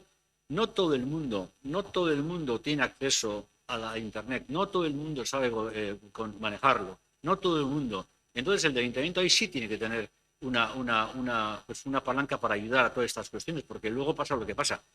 Y no es casual que, pues que incluso en los servicios sociales, que yo ya se ha planteado, pues en la nota de prensa que hemos mandado, la reducción, una cosa es que nosotros, digamos, tenemos 500.000 euros para gastarnos, pero si luego nos gastamos el 40%, vale, pasa algo. Es que la gente, que si papeles, a veces la administración y la burocracia está echando atrás a muchísima gente que tiene necesidades y no lo aprovecha. ¿Por qué? Pues porque es incapaz de luchar contra la administración. El inventario de propiedad del ayuntamiento, 15.000, está ahí. El tema de Goicorrota, el problema de la señalización de pictogramas, la digitalización correspondiente a la alcaldía, 1945, 18.000 euros. Esto os voy a decir una cosa. Yo desde que llevo en esta casa, desde el 2007, mi objetivo fundamental y mi preocupación fue aunar y recoger lo que era todo lo que es el archivo y lo que es la memoria histórica. Aquí hay una cuestión que es importante para el tema de la memoria histórica, y es lo siguiente. Tener digitalizado, es verdad que nosotros tenemos digitalizado todas las actas del ayuntamiento, pero sí es importante tener digitalizado otra cosa, que es desde el 1900 a 1945 todas las actas, todas las cartas de la alcaldía, en el sentido de todo lo que es la correspondencia que había entre el ciudadano y la alcaldía. Y ahí seguramente nos encontraremos con cuestiones que nos puedan ayudar, porque recoge la época de Primo de Rivera y recoge también el inicio de la finalización de la Primera Guerra Mundial, habiendo ya acabado ya la guerra del 36-39, el levantamiento nacional. Yo lo entendía, pero bueno, ahí está. Y estas son un poco las medidas, las propuestas que hemos planteado. Nos hubiera gustado que hubiéramos llegado a un acuerdo serio, no plantearnos ahí 4 cosas, es decir, porque es verdad que de estas 31 enmiendas, pues el equipo de gobierno nos hizo una propuesta, recogió una serie de cuestiones, pero bueno, yo para esta parte, luego ya en la valoración final, ya va a ser otra parte de la valoración, pero respecto al tema de las enmiendas, este es el espíritu que ha contribuido a nuestra aportación a lo que es estos presupuestos, que bueno, que luego ya haremos la valoración correspondiente. Eskerrik asko, Josu. PSren aldetik eginda aurkezpena. Orain agotxan itzen txanda da. Orduan, zuena da hitza. Bai, egunon denoi, mi esker, Txomin. Bueno, hasiko naiz esaten, Mariarekin guztiz ados nagoela. Erokeri badela hau, eta oposiziotik baino, ginkana batetik hurbilago sentitzen naizela askotan. Eta ez daukagula inongo helbururik bazterrak nahaztekoa, eta horrela demostratzen dugu, bagenekien hasieratik, zuk emendakina etxela aurrera aterako, eta horregatik lan egin dugu gogor, serio hartzen dugulako, eta 115 emendakin ekarri ditugu udalbatza honetara. Egia da ere bai, eta horrela da, udal gobernuak 4 proposamen onartu dizkigula. Bizikletentzako aparkaleku estali bat, bizikletentzako aparkaleku gehiago, nagusientzako aparatuak, eta puntu ilunen proiektua. Guztira, 59.000 euroko partida onartu diguzue. Emendakin gehien aurkeztu dituen alderdia izateko, partida txikiena onartu diguzue guri. Guztiarekin badakigu gure lanean nahiko txukun gabiltzala, izan ere, Arrantzale auzoko hirigintza proiektua erredaktatzeko guk 60.000 euroko partida bat aurkeztu genuen, eta gure zuzenketa bezala onartu beharrean, zuek aurkeztu dezue, zuen emendakin bezala, 80.000 euroko partida batekin. Bueno, behintzat, lortu dugu partida horrek lekua edukitzea hauteskundean beraz. Gu horrekin asetuta gelditzen gara. Baina guazen gure proposamenak azaltzera, 115 proposamen, 53 programetan proposatu ditugu, eta guztira 11.460.000tik gorako diru kopurua biltzen dute. Baten batek pentsa dezake, hau erokeri bat dela, udal gobernuak aurkezten duen proposamenaren 150 gehitzeko eskaria dirudilako, baina ez gara hori eskatzen ari. Horrek ondo azaldu duen bezala eskatzen duguna da aurrekontuak benetako edukitzea eta erabili edo guztiz gastatzen ez diren partida horiek berregituratu eta hauei bere lekua topatzea. Esan dugu ere herritarren ekarpenak direla. Abotsan hitzek argi dauka ze Hondarribia nahi duen etorkizunerako. Bertan bizi eta bertan lan egitea bermatuko duen hiria nahi dugu, hiritar guztien beharrak kontutan hartuko dituen hiria nahi dugu, ingurumena zainduko duen hiria nahi dugu, eta euskaraz hitz egingo duen hiria nahi dugu. Hau lortzeko hainbat tendentziri iraulketa bat eman behar diogu. Alde batetik, etxebizitza publikoaren aldeko apustu nabarmena egin behar dugu, ez dut gehiago sakonduko, askotan hitz egin dugu honi buruz, eta hirugarren sektoreari laguntzearekin ados gauden arren, lehenengo sektoreak bultzada nabarmena behar du, eta bigarren sektorea eraikitzeko daukagu. Ia, herri resiliente bat izan nahi balin badugu behintzat, ikusi dugu pandemian, ze arriskutsua den sektore bakar batek edukitzea ekonomiaren pisurik handiena. Helburu honekin beraz, 4 proiektu nabarmenek hartzen dute gure proposamenaren portzentai handiena. Lehenengoak, Damarrin babes ofizialeko 86 etxe bizitza eraikitzea. Hontarako 4.300.000 euro eskatzen ditugu ekitaldi honetarako behintzat. Bigarrena, Bidasoa Oarzoko industrialdea erakundearekin bat egitea. Honetarako 2 milioi euro eskatzen ditugu. Hirugarrena, kirol instalazioetarako, bai auzoetarako, bai Hondartza zelairako, 1.154.000 euro eskatzen ditugu. Eta azkenik, herritarren parte hartze prozesurako guztira 515.000 euro eskatzen ditugu. Gelditzen diren 111 emendakinek 3.431.000 euro biltzen dute. Ez ditut, alkateak egin duen bezala, ez ditut denak banan-banan azalduko, bestela ez genuen bukatuko, baina bai azalduko dugu neurri generaletan nola antolatu dugun lanketa hau. Trafikoa, aparkamendua eta hiri mugikortasuna programak hobetzeko, 6 plazako eta amuteko parkin disuasorioa erredaktatzeko programa egitea eskatu dugu. Baita mugikortasun urritua dutenentzako neurriak jartzea ere. Hirialtzari eta azpiegiturak berritu eta sendotzeko, Arkoia auzoan argiteria eta hainbat kaleren zabaltze eta hobekuntza eskatu dugu. Hala nola Pasaia kalea, Aldezarreko kaleak, eta porturako aur edo umeen parke txiki bat eskatu dugu. Kultura, euskara, ondarea guzti hau babesteko, kultura auzoetara eramatea eskatu dugu, pandemia hasieratik eskatzen duguna da. Eskatu dugu ere artearen sorkuntzarako balioko duen eraikuntza bat erostea, eta nola ez, gure izararen ardatz den euskara bultzatzeko, bekak, lehiaketak eta nerabentzako jarduerak. Ingurumenaren babesaren arira, ibai eta itsasertzeetan sareak jartzea eskatu dugu, nolabait kalean pilatzen den sakar hori uretara erori ez dadin. Baita ere, Goiko Errotako proiektuari buelta bat ematea eskatu dugu. Baina atal batean bai geldituko naiz pixka bat sakonago aztertzen, ze herritar zaurgarrienak babesteko eskatu ditugun ekintzetaz ari naiz. Ze kolektibok osatzen dute hori? Emakumeek, migranteek, 3. adineko pertsonek, eta autonomia limitazioa dituzten pertsonek.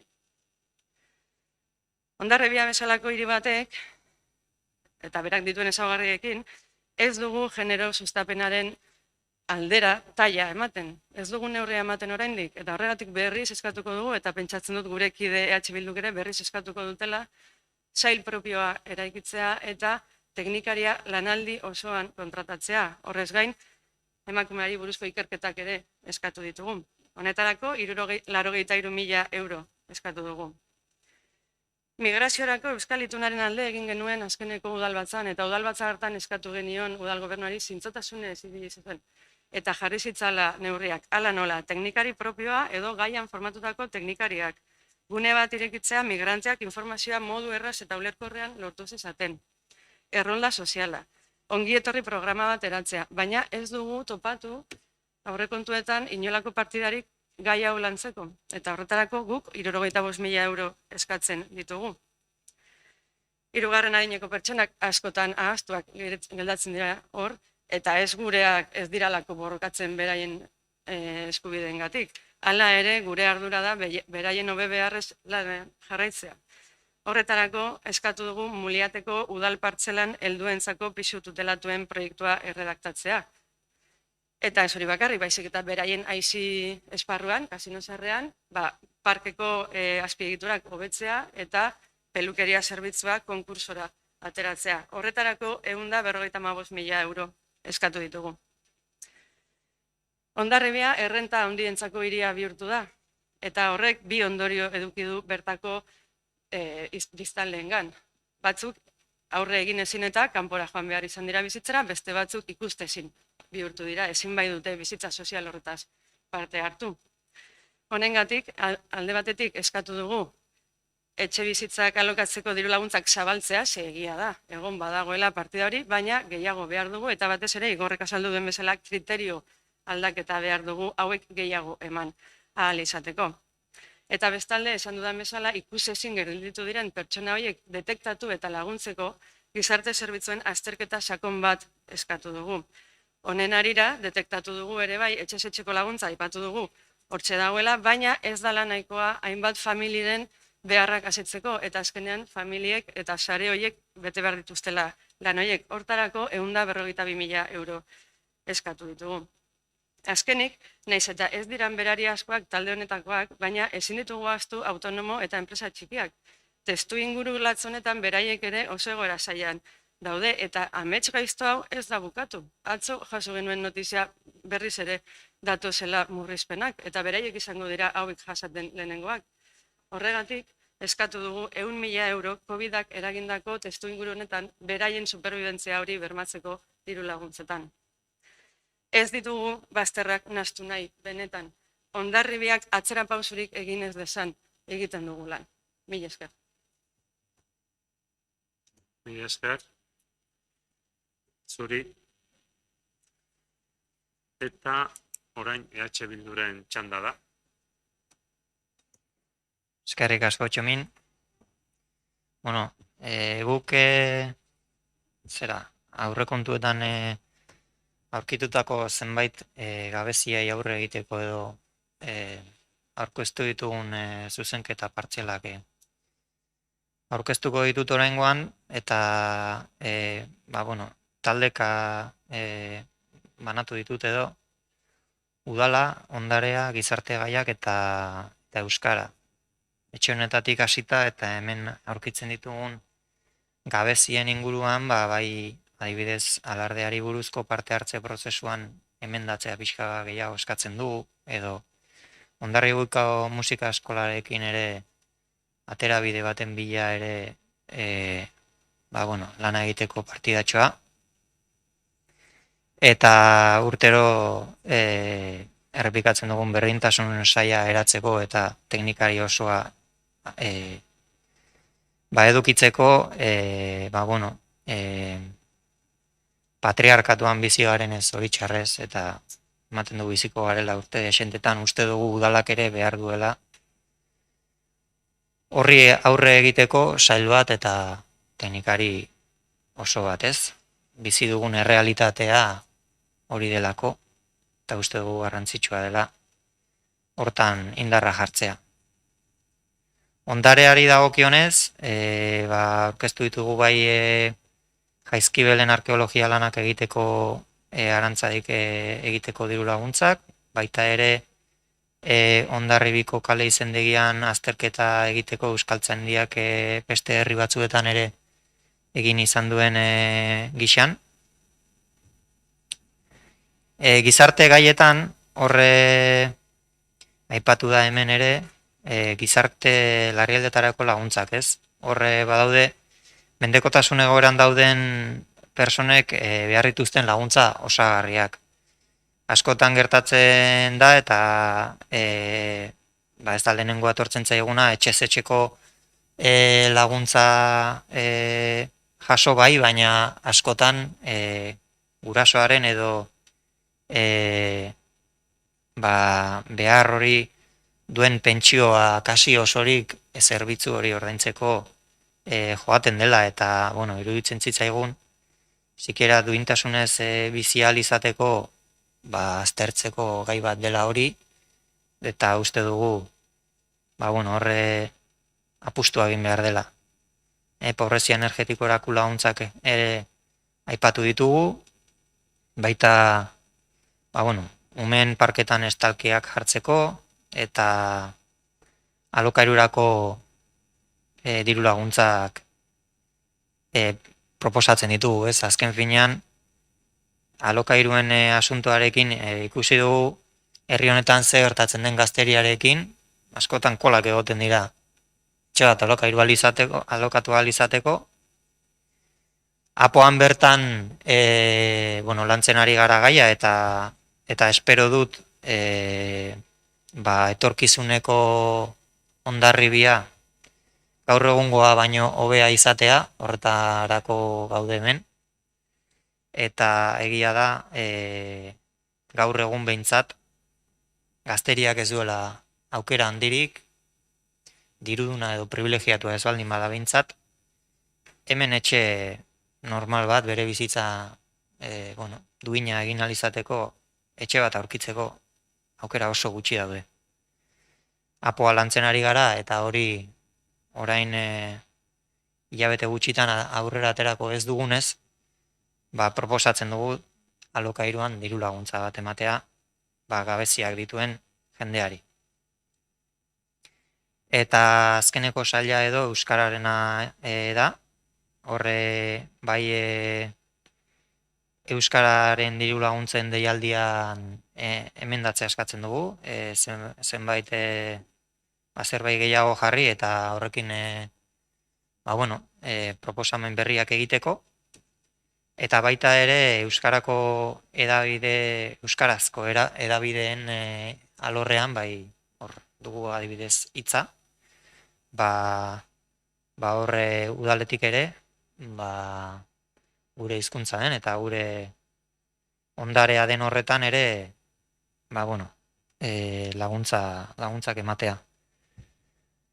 Horre aipatu nahiko nuke baita ere guztira izango lirateke 363.000 eta piko euro zuzenketa hauek onartzea, baina saiatu gara beti ere aurrekontua kuadratzen eta horre aipatzen genuen,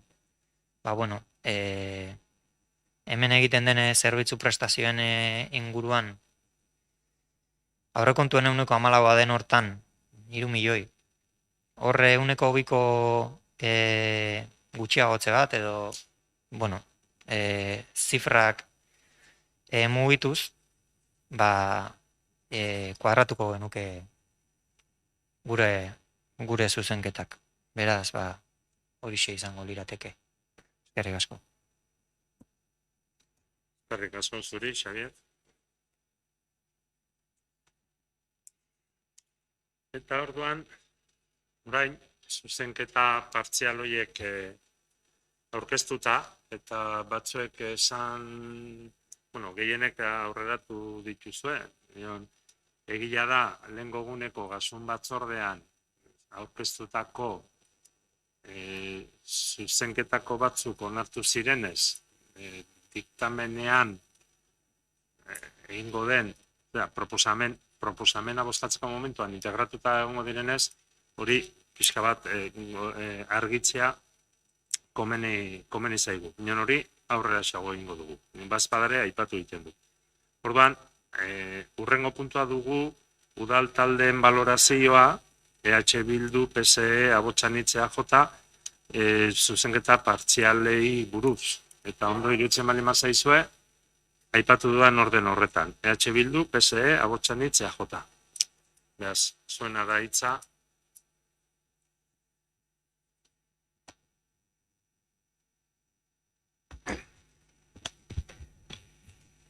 Aurkeztutako guk zuzenketak aurkeztu genituenean, aintzat hartu genituen aldez aurretik, egoera eta iritzien nagusiak. Marra gorriak bildu ginenean txisunekin galdetu zigun abertzen ziren gure ustez marra gorriak gure bozketa planteatzerakoan eta erantzun genien batez ere berdintasun saila eta goi mailako teknikaria kontratu osoa izatea eta zehaztu genuen gero aurkezterakoan hori lehenbiziko hilabetetan planteatu behar zela. Gure ustez, bai Otsanitzen aldetik eta sozialisten aldetik aurkeztutako zuzenketak gehienak pentsat. Partekatu egingo genituzken eta ikusten dugu tokiko gobernuak aurkeztu digun proiektua horrela planteatu izan dugu indar berri baino zaharrak berri, lehen Igorrek esan duen moduan, hau da, errepikatu egiten direla aurrekoak eta planteatu izan da, ez da sinesgarritasun falta gero exekuzio maila, hau da, egikaritze maila oso eskasa izaten delako. Nabardura bat nahiko genuken zehaztu eta eskertu nahiko genuken ere tokiko gobernuaren aldetik onartu egiten zaizkigun proposamena eta 30.000 euro emendatzea euskerari dagokion atalean zehaztu nahiko genuken eta pentsatzen dugu eragozpenik ez dela izango hori batez ere euskarazko edabideetarako planteatu genuen eta bereziki hitzarako eta horrela izango dadila espero dugu, hori da guk egiten dugun balorazioa. Azkenik formaen aldetik gogo eta txiki bat nola egiten diren negoziazioak edo orkestu egiten zaigu zirriborro bat normalean bai sarreretan, bai gastuetan itxi gabe dagoena baina oposizioari ez zaigu jakinarazten zen marginekin kontatzen da alegia. Zenbatean, zirriborroa zenbatean emendatu daiteken ez dakigu. Eta beti izaten da posteriori. Horrek zaildu egiten du oposizioaren lan. Nola nahi ere guzaiatu izan gara ikuspegi kualitatiboki planteatzen gure posizioa. Eskerrik asko. Eskerrik asko, Xabier. Bai, Josu.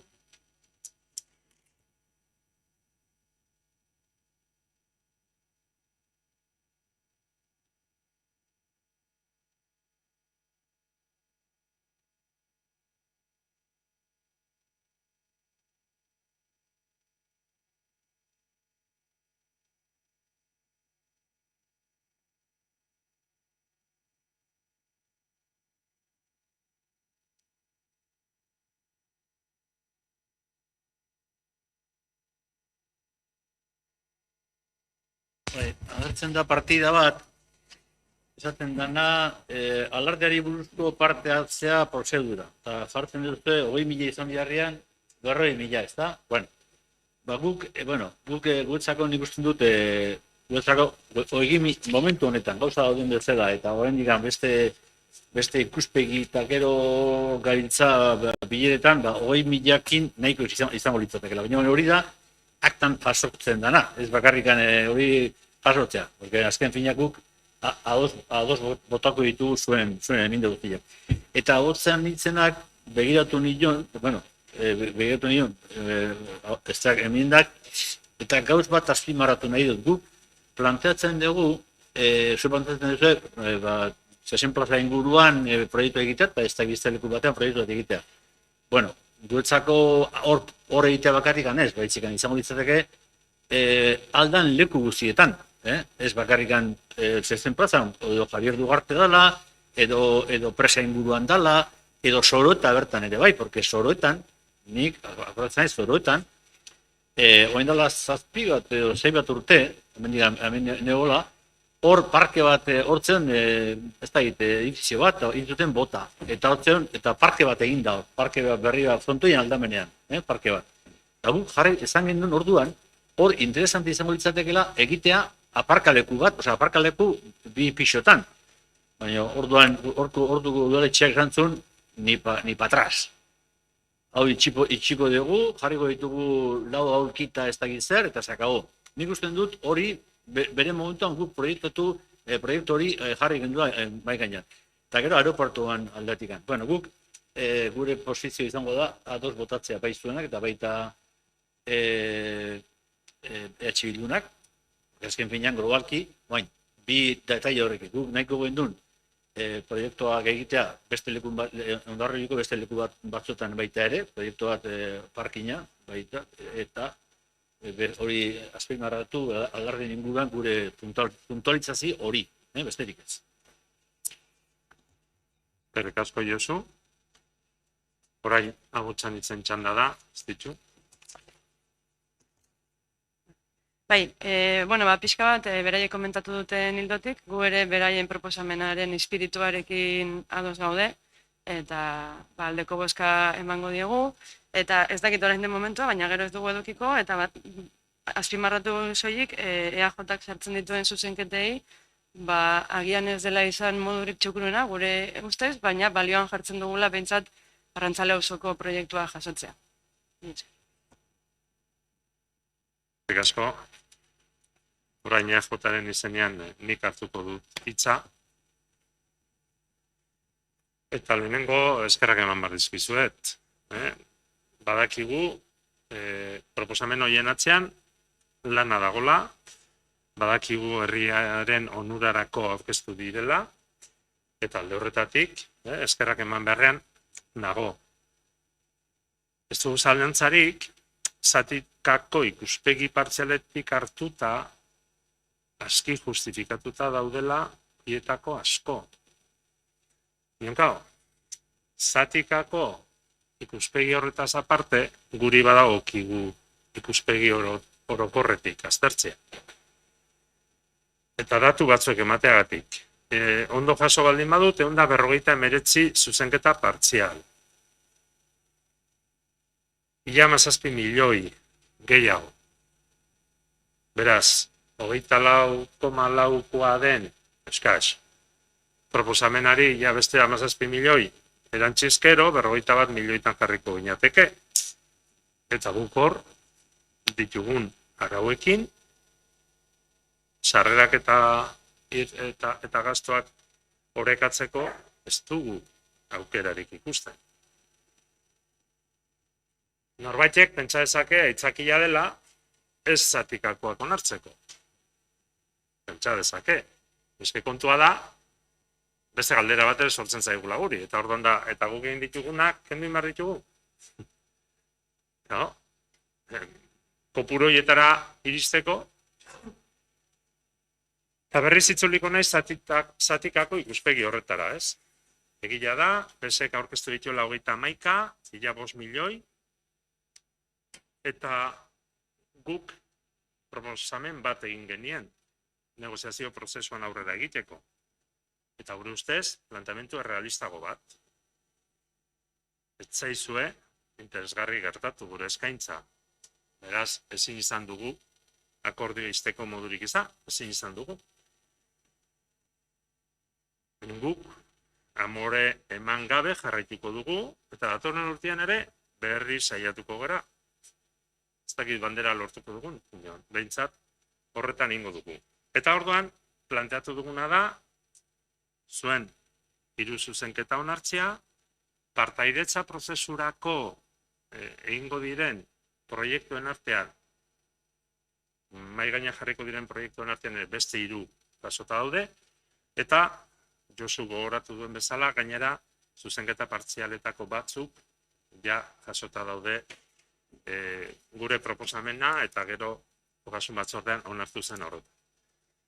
Agotxan hitzek aurkeztutako 115 zuzenketa horiekin, horixe dugu, 11 milioi pasatxo. Osoko zuzenketa eta 11 milioi pasa. Zuzenketa partzialetan. uste dut mezu bat helarazten diguzuela. Guri etzaigu iruditzen hori mezu hori denik adostasuna bilatzeko jokabidearen erakusle. Ez da ustekabean harrapatu gaituena. Hala eta guztiz ere, guri iruditu zaigu, lau zuzenketa partzial aintzat ematea interesgarria dela, eta jasota daude proposamenean, eta baita partaidetza prozesurako egin dituzuenen artean, nik uste dut beste 3 proiektu direla. EH Bilduk 13 zuzenketa partzial, badakita aurkeztu dela 300 milioi gehiago direla esanez, eta honek aipatu danean milioitik gorako proposamena dela esan dut, eta eskertzekoa dena da, ez da askotan gertatzen, eta horregatik eskertzen dugu, proposamena egitea, nondik kendu, horiek sartzeko, hori egitea. Guk momentu honetan ez dugu ikusten egin zaigun proposamen hori, hau da, zerbitzu prestazio kontratuetatik, 2% kentzearena hori gauzatzeko moduan gaudenik, baina iruditzen zaigu polikiago aztertzeko moduko izan daitekela. Marragorri termino erabili da. Ez dugu ikuspuntu bera marragorri horietan, behin eta berriz ikusten ari da, nion ikuspuntu bera ez izateak ez du esan nahi garrantzirik ematen ez digunik, eta guk gure arruta horria edo ibilbidea egiteko pausoak ematen ari gera, eta nahiko genuke helburu berdintasun helburura iritsi zalantzarik gabe eta hipokresiari gabe. Onartu dizkizuegu 2 proposamen, eta beste bat partaidetza prozesuan ere bai, eta bai adierazi nahi dudala, aipatu diren beste batzuen azterketara egin dela. Esate baterako, eta komentatu dugu, kale izenen inguruko azterketa, esate baterako. Horren argi ikusten ez duguna da, gaur aldaketa bat egitea, diru laguntzen kopurua pasadugulako zuen ekarpenarekin, 37.000-tik 67.000 eurora, eta diru laguntza horietan gaur erabakitzea hitzaren txat izan behar duela. Ez dut gaian luzatu nahi, bai, lehenengo gauza, ez dakit egoera aldatu den, partzuergotik eskualde mailako diru laguntzak ematen dire. Eta hitzak, bere egoeragatik, uste dut, garai batean parte hartzen zuela, eta gero ez zuela parte hartzen, edo ez zuela parte hartzerik izan. Nik ere ez nuke nahi, orain horrelako erabaki bat hartu, eta eman dezagun, herri edabide modura erregistratuta espadago, dakit nola egin liteken hori. Beraz, uste dut horrek eskatzen duela azterketa zehatzago bat. Uste dut, eta orduan alde horretatik, nik uste dut generikoan egin dela proposamena, eta generiko horren barrenen nola diru kopuru handiago izango den, Euskara Sailean aztertuko da modu hori. Hortaz, uste dut guri dagokigunez, gure aldetik behintzat aipatutako zuzenketa partzialak onartu ditugula ogasun batzordean, eta besteen kontra egingo dugu. Eta orduan, orain, ondo iruditzen baldin bazaizue, diktamenean, beraz, egin den proposamen nagusian, jasota ez dauden zuzenketa partzialak multzoka bozkatuko ditugu, adostu genuen bezala. Ordena errepikatuko dugu, sartutako ordenaren arabera. Beraz, PSek aurkeztutako zuzenketa partzialen diktamenean jaso gabe direnak, alde.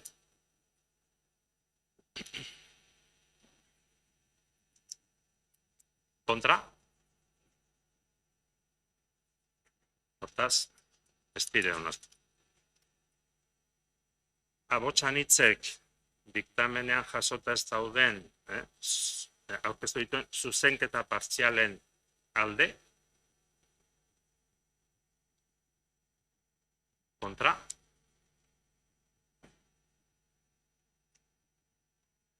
Ez dire horiek onartu. Eta EH Bilduk diktamenean jasota ez dauden zuzenketa partzialen alde, kontra, ez dire onartu. Eta orain, pausa hauek eman eta gero, Ogasun batzordean diktaminatutako proposamena lehenengo puntu modura aurkeztu eta gero, orain, udal taldek horri buruzko balorazioa egiteko izango dugu aukera, eta ondoren bozketa egiteari ekingo digu. Ondo irutzen balin bazaizue, finkatu dugu EH Bildu, PSE, Abotsanitz, EAJ, PNV. Izatea ordena. Eta beraz, zuena da hitza. Eskerrik asko, Txomin. Bueno, zer esango dizut.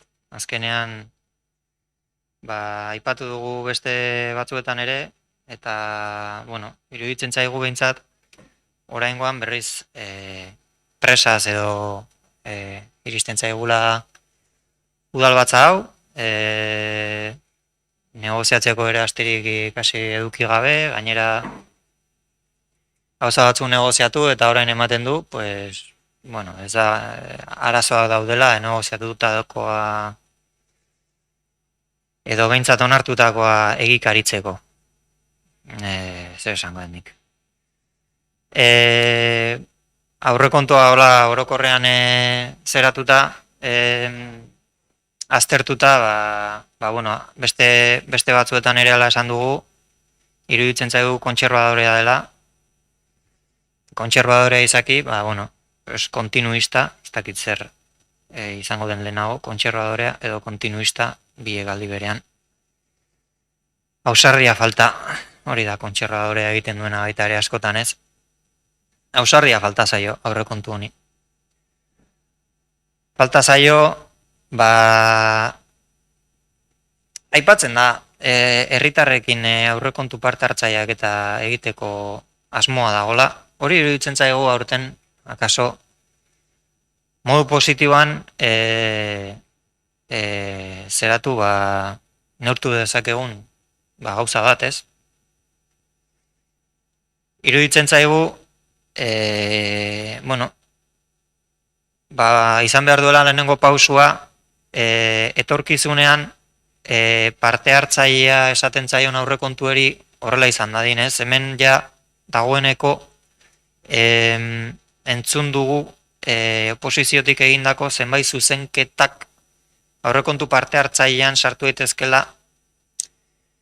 Parte hartzailea bada hori herritarrek erabaki behar dute, hemen oposizioan egindako zuzenketetan azaltzen diren zenbait gai egia da, pilpilean daudela kalean, aurre ikusi daitekela herritarrek gauza horiek eskatuko dituztela. Baina aurreratzea ere, ez dakit, esan nahi dut, elegantzia aldetik, ez denik oso elegantea. Gastu sozialak, neurrikoak iruditzen zaizkigu beti ere, esekutatzen badira. Hor, ez naiz gehiegi luzatuko historia honetan, baino esekuzioaren mailak gaitu kezkatuta aspalditik. Hor altxortegia esaten dugu ezin dela erabili edo erabiltzen dugula zakinola altxortegia puzten da ez ditugulako urteko aurrekontuak esekutatzen. Ez dela altxortegirik ez litzateke egongo.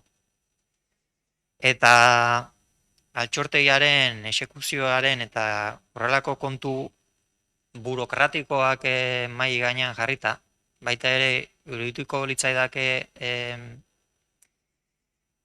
importantea aipatzea guk ditugun ezakit nola daitu, baldintzak aurrekontu hauek aztertzeko. Ez? Zeren askotan jartzen zaigu mailaren gainean, adibidez aipatzen da, ez? Egindako zeratan, egindako kontratazioetan, prestazio kontratazioetan, aldez aurretik jarri behar direla diruak, zeren urteko zera dira. Baina, adibidez, jaie etxaile osorik dirua jarri behar, zeren ondoren, kreditu aldaketak etortzen direnean, egoeraren arabera, datuak, zenbakiak, diruak, mugituko dira batetik bestera, eta hor oposiziotik, urtean behin onartzera ekartzen diren aurrekontuak, behin aztertzen ditugu. Guk, zuzenketak, proposamenak egiteko aukerak behin dugu. Ondoren, kreditu aldaketetan, bai, egin negoziatu dezakegu berriz, edo eta beste. Baina gaur hemen aztertzen ari garen aurrekontuak dira kreditu aldaketari gabekoak. Ondoren ez dakigu egongo den edo ez den egongo. Horregatik, baita ere nahiko nuke aipatu, azkenean guk aurrekontu hauei bozka ematerakoan kontra alde abstentzioa dena delakoa jartzen ari gara gure konfiantza udal gobernuarengan. Konfiantza ondoren kreditu aldaketetan aurrera eraman nahi diren proposamen eta ideiak aldatuko direla, baino ez dago derrigortasunik hori egiteko. Beraz, hor, uste dugu, azkenean ingenieritza fiskal, ez dakit nola deitu, burokratiko hori, hortan, ez dakit, ez dela, ez dakit nola esan, ulertzen dut ez dela zuen funtzionamenduaren zera, arazoa, baino, ez da guztiz gardena. Ez da guztiz gardena horrelako funtzionamendu bat. Hobetu daiteke, ez da, takin nola esan,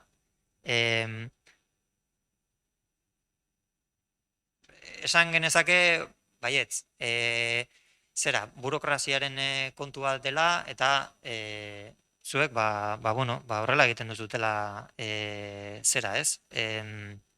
Kreditu aldaketen gaia, baliatu, baino nahiko genukena da parte hartu guzti horretan. Parte hartu azken finean egiten diren proposamenetan eta parte hartu egiten diren aurrera eramaten diren asmoetan.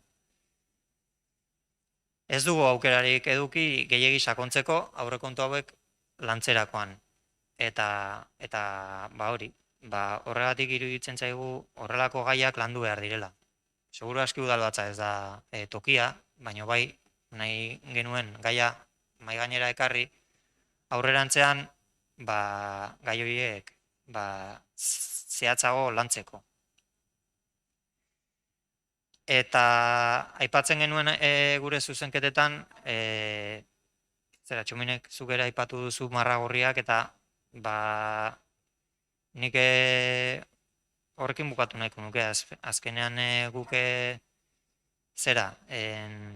marragorri batzuk edo jarri dizkiogu aurrekontuari, gure zuzenketetan sartu ditugu berdintasun teknikari eta saila, eta hori egonezean, nekez bozkatuko dugu aurrekontuen alde. Eta aipatutako guztiagatik,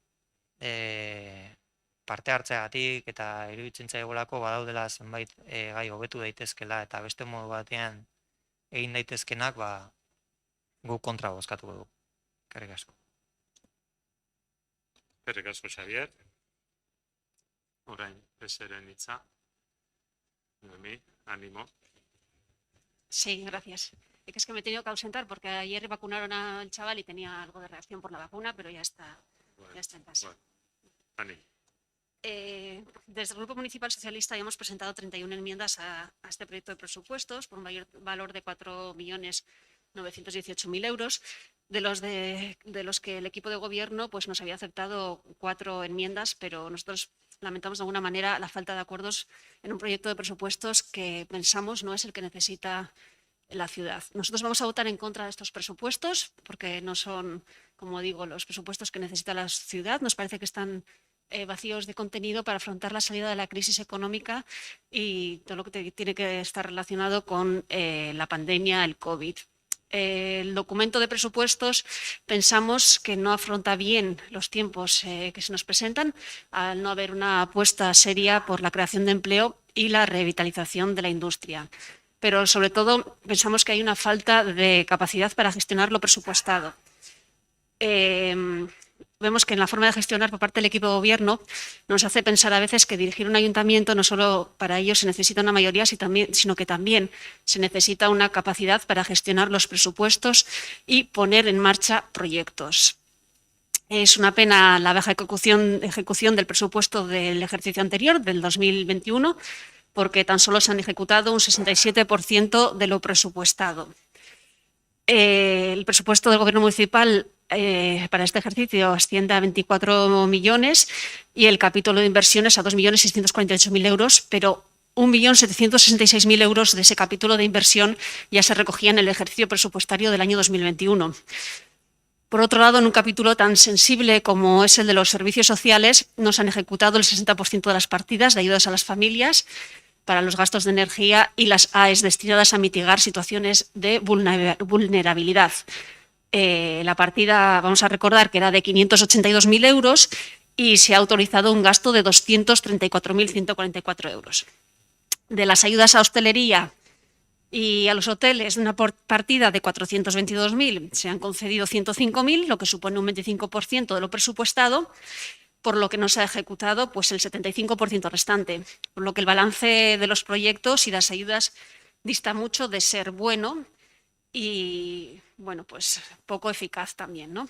Nosotros hemos presentado, como decía, 31 enmiendas para diferentes apartados que ya hemos mencionado y, bueno, pues por nuestra parte consideramos que, perdonad, pero es que acabo de aterrizar, Hondarribia tiene que avanzar más en el terreno social, en la política de vivienda, en transporte, y de no haber sido por el incumplimiento de estos compromisos, no tendríamos hoy nuevas partidas presupuestarias.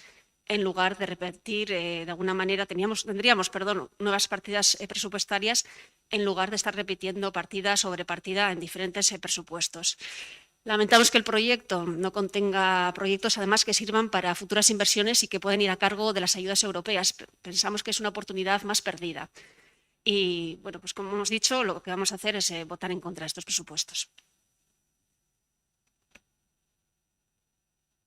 Gracias, Noemí. Se entiende la situación y entonces el tener que exponer así cuando no se ha estado un buen rato en la sesión.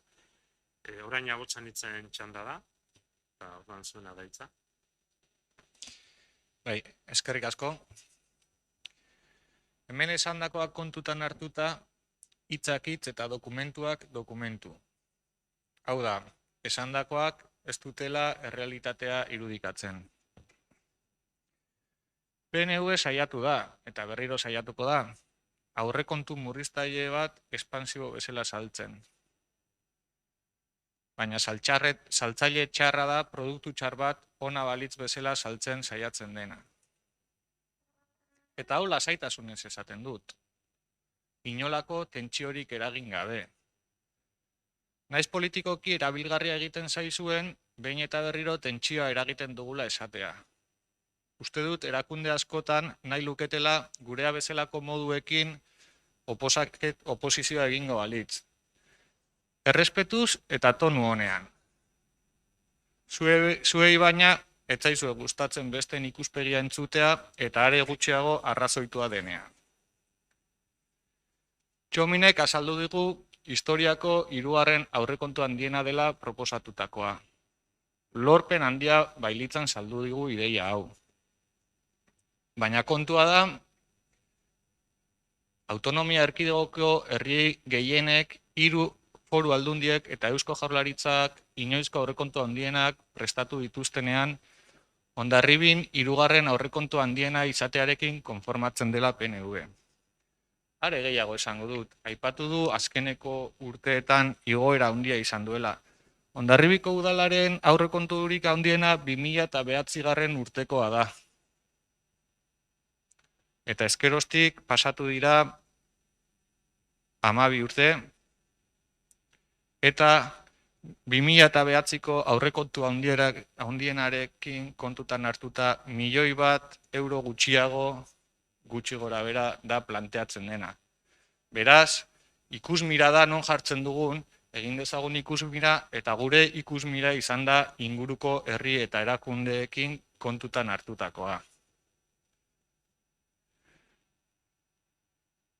Zer esanik ez, aurrekontu horien igoerari dagokionean. Hau da, beste herrietako aurrekontuen igorei dagokionean.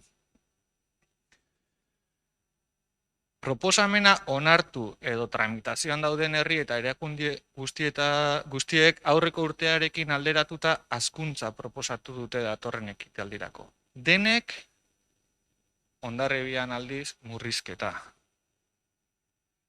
Gobernatzen duena EAJ izan, EH Bildu izan, PSE izan, herri guztietan hazkuntza, baina gurian murrizketa.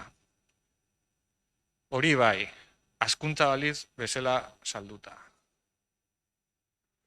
Biztanle kopurua kontutan hartuta ere, banaketa kontutan hartuko bagenu, hondarribitarrak galtzaile. Zarautz bezalako herri batek, biztanle bakoitzeko 1.883 euro bideratzen ditu. Tolosa bezalako batek 1.735. Eibarrek 1.545. Oiartzunek 1.800 gora. Donostiak 2.300 gora. Baina Hondarribiak 1.232 euro biztanle bakoitzeko. Hau da, PNUek eskaintzen diguna. Hauek dira PNUek herriari eskaintzen dizkion baliabideak. Eta bitartean, udal funtsa urtero handituz eta handituz. Eta esango zaigu, udal funtsa ezin dela aurrekontuak handitzeko erabili, baina aurrekontuak erabil daitezke, udal funtsa ez dadin urtetik urtera handitu eta handitu. Baina gainera, lehen aipatu dut, hasieran aipatu dut, gobernu organoentzako lansariak 15%an igotzea proposatzen duten bitartean, administrazio orokorreko lansarietan murrizketa planteatzen da. Hirigintza departamentuan murrizketa planteatzen da. Euskara zerbitzuan murrizketa planteatzen da. Liburutegian murrizketa planteatzen da. Udaltzaingoan murrizketa planteatzen da. Langilegoaren ikuspegi batetik. Eta gizarte zerbitzuetan 100% igoera. Lehengoan galdetu nion Gotzoneri ez dakidala nola kudeatu ahal izango duen horrelako igoera bat berezkoa balitz, noski. Baina honek ez dio errealitateari erantzuten jakina. Ezin da esan udal zerbitzuak indartzeko barkatu asmoa dagoenik. Eta lansarietan murrizketa planteatzea. Gure iritziz, itxurakeria oso nabarmena da. Eta lehen aipatu zait kalkulagailua ia erabiltzen dugun, eta bai noski. Nork pentsatuko du etorriko garela lanak egin gabe onera? Adibidez, norbaitek pentsa dezake, eta lehen aipatu da, gizarte zerbitzuetarako lansari hori ikusita 500.000 euroko igoera bat planteatzen denean, departamentu horretan baliabide gehiago izango direla. Baina noski kalkulagailua dago horretarako. Eta errealitatetik oso urrun. Departamentuaren igoera, Mariak lehen aipatu duen bezala, 250.000 eurokoa da. Aldiz lansariak 500.000 euro igotzen dira. Eta zer esan nahi du horrek? Zahartze aktiborako ekintzetan murrizketa, familiei laguntzetan murrizketa, harrera zerbitzuan murrizketa, eta gizarte zerbitzuko iharduera soziokulturaletan ere murrizketa.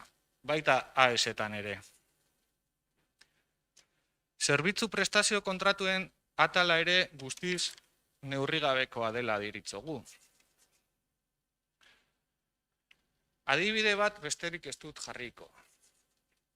Udalbatza honen amaiera aldera jorratuko den garbiketaren kontratua, udal eraikinen garbiketaren kontratua. Udal eraikinak egunero gure etxea garbitzen duten langilez osatzen dena. gure iritziz, udal langileak direnak, eskubideetan eta bete beharretan ere. Baina PNV-ek subkontratatutako enpresa gisa eta subkontratatutako langile gisa tratatzen ditu. Bada, aurrekontu dagokionean, deigarria da udal eraikinen garbiketaren aurrekontua 120 inguruko igoera bat jasotzen dela dokumentuan. Baina nola liteke, eta berriro ere, lantzen dugunean, 2018an azken aldiz esleitu zenean kopurua 1.680 eurokoa izatea eta gaur proposatuko den, ondoren proposatuko den kopurua 1.171.000 eurokoa izatea. Hau da, 1,5 gutxiago. Ze esplikazio du honek? Ez zaigu erantzunik emango, eta ez dugu espero behintzat erantzunik emango zaigunik. Inbertsioi dagokionean talde guztiek aipatu dugu. Urtetik urtera behin eta berriro errepikatzen dira aurten proposatu direnak. San Nikolas Zubia berritu 2019, 2020, 2021 eta orain 2022an ere. Kaleko komunak aurrekontuetan ditugu 2019an, 2020an, 2021an eta 2022an ere. Asfaltatzeko programak baita ere 2019, 2020, 2021 eta orain 2022an ere. Kasino zaharreko inbertsioak, itxita dugun kasino zaharra, 2018, 2020, 2021 eta orain 2022an ere. Lasai asko jarrai genezake, baina mugatu zaizkigun denbora banaketek ez digute usten gehiago sakontzen. Hondarbitar gutxi izango da herrian, egin zaizkion promesak gauzatuak ikusi dituena. Aurrekontuetan kontrako bozka emango dugu bai, baina gogoratu nahi dut aurreko urtean kreditu aldaketetarako, hainbesteko garrantzia ematen duzuten kreditu aldaketetarako, edo kreditu aldaketa hori adosteko prest egon ginela. Zaindua berritzeko ekarpena jasota abstentziorako bozkaren urratsa egin genuen. Eta abstenitu egin ginen, etzelako jaso, gure beste, uste dugu oso garrantzizkoa den exekuziorako jarraipen programa bat egitea. Ze bestela alde bozkatzera gindoa zen. Ba, bira. Urtea pasada, zaindua itxita dago, eta gainera 2022ko aurrekontuan ere ez da jaso berrikuntza. Gaur, esan beharra dugu COVID-aren eraginak pairatzeko diru partida guztiak ezabatu egin dituela PNV-ek. Eta bizi dugun egoerak ez gaitu eramaten aurreikuspen hauek ezabatzera. Diru-sarreren atalari begiratuko diogu ere. Esan duzute ezin dela aurrekontua gehiago igo. Inondik finantzatuko diren, edo nondik finantzatuko diren egindako proposamenak eta bar. Betiko diskurtsoa. Baina beste galdera zuzen bat, eta Alderdi Sozialistako ordezkariak bota du ere. Non daude Hondarribiko udalaren aurrekontuetan jasota Europar Batasunetik finantzatutako programak burutzeko diru laguntzak? Hondarribian ez aldire jasotzen ba? Ba ez? Tristuraz esan behar dut. Iruditzen zaigu PNV-ek eskatu ere ez dituela egin. Edo behintzat, ez zaio inori jakinarazi, zertan aritu den horretan ere. Udal teknikarei esan nahi diegu egindako lana handia izango zela ziur. Baina oposizioko taldeko kidei etzaizkigu iritsi egin dituzten ekarpenak, tamalez. Ziur gaude kontenua badutela lehen esaten dugun gai askok. Txostenak egongo dira, baina ez ditugu, guk behintzat ez ditugu ezagutzen. Oposizioko udalteldei ere keinu bat. Urtero aurrekontu hobeago batzuk egiteko lan handia hartzen dugula, denok. Eta hemen ikusten den bezala, pixarak besterik etzaizkigu ontzat ematen. Eta askotan gauzatu gabe geratzen direla behin eta berriro. Baina ziur nago ez dugula etxiko. Denborak erakutsiko du gure proposamenak onak direla, herritarrentzako egokiak eta guztiz egingarriak direlako. Orain, bozkatzera eramango den proposamena ez da egokiena. Hemen gauden 17 udalkideok badakigu. Baina batzu bakarrik emango diote aldeko bozka. Besteok jarraituko dugu hobetzeko proposamenak mahai gainean jartzen. Hondarribia hobeago baten alde lan eginez. Eta amaituko dut zita batekin. Claudio Magris idazle italiarraren zita batekin bukatuko dut. Eta italieraz ez dakidanez, erdarazko bertsioan irakurriko dut. Utopía significa no rendirse a las cosas como son y luchar para que sean como deberían ser. Utopía significa caminar a lo largo del río, remontar la corriente, dándole así sentido a la vida. Mila esker.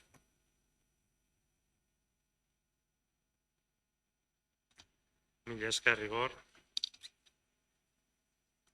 Gure buruari jarritako denborak betetzeko alegin bizilan ari gera denak, eta ez izan zalantzarik nik aski gustora beste itxaspertu bat egingo nukela zuetako bakoitzarekin agertutakoei buruz. Ze niri ere gelditu zaizkit gauza asko aipatzeko, konturatu zaretenez. Besteak beste Europako funtsen inguruko kontua, 2030 agenda, hainbat gai. Nola elkarrekin jarraituko dugun, izango dugu aukera gehiago horretan aritzeko. Gure proposamenaren alde hitzein behar dut. Gu bakarra gera. Minon, gauza hola dago. 17tik 9 gera. Bakarra. 9 bakartzat jotzen baldin bada, bakarra, baina 9 gera. Esan dugun bezala, gure ustez, Hondarribia indar berritzea da gure aldarria, gure gida lerro nagusia eta gure helburua. Eta horretarako, aipatutako aritikan goaz, pertsona eta familiak, ekonomia, herritarrentzako zerbitzuak eta hiriaren garapena.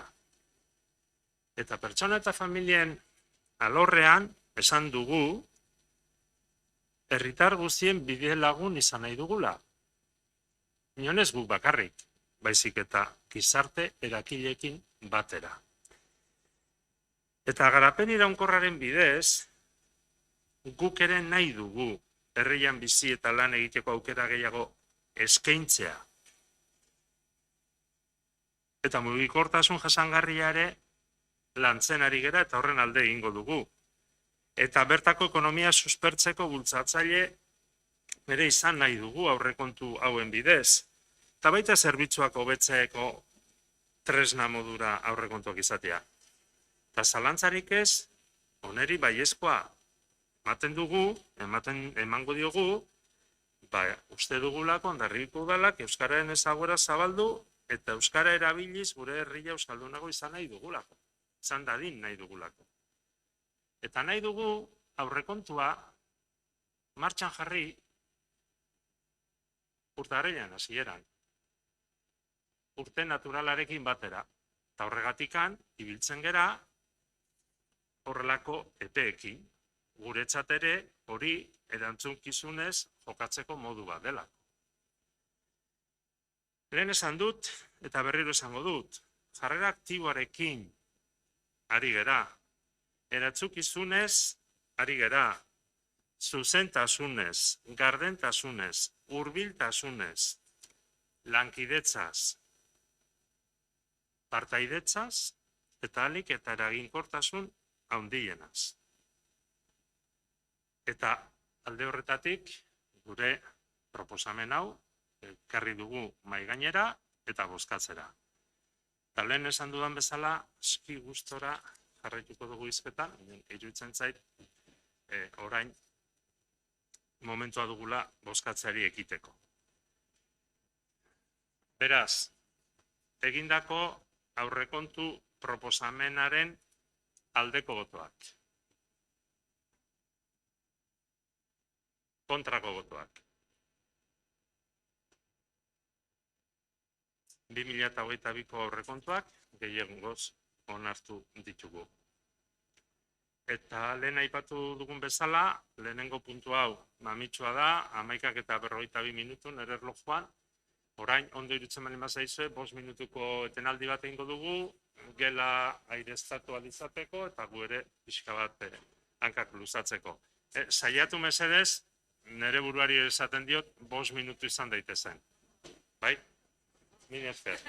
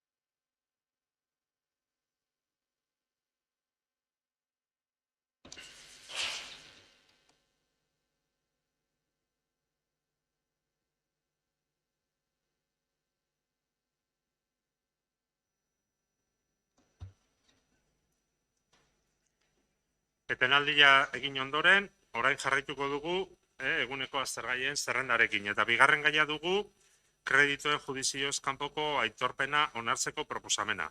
Horren eskatuko diot Ogasun Zinegotziari azaltzeko zertaz ari garen, eta gero hitzartzeak izango ditugu bozkatu aurretik noski.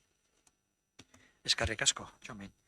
2021ko lehenengo kredituen judizioz kanpoko aitorpena, espedientian arabera, hemen baditugu beste urtetako 2019 eta 2020ko 12 faktura, kopurua espedientian bizatitan dago osotasunera 5.096 euro 78 zentimo, eta orduan, haue dira 2019 eta 2020 garren ekitaldietako emandako hornidurengatik, edo burututako zerbitzuengatik udalbatzak egindako gastoi dagozkinak eta faktura horien sarrera erregistrotik 2021ko ekitaldian izan dira. Hau da, 2020ko likidazioa egin ondoren. Beraz, prozedura bezala beharrezkoa dugu obligazioaren aitorpena izeneko ekintza egitea eta esandako fakturen ondoriozko obligazioak aitortzea albidetzeko,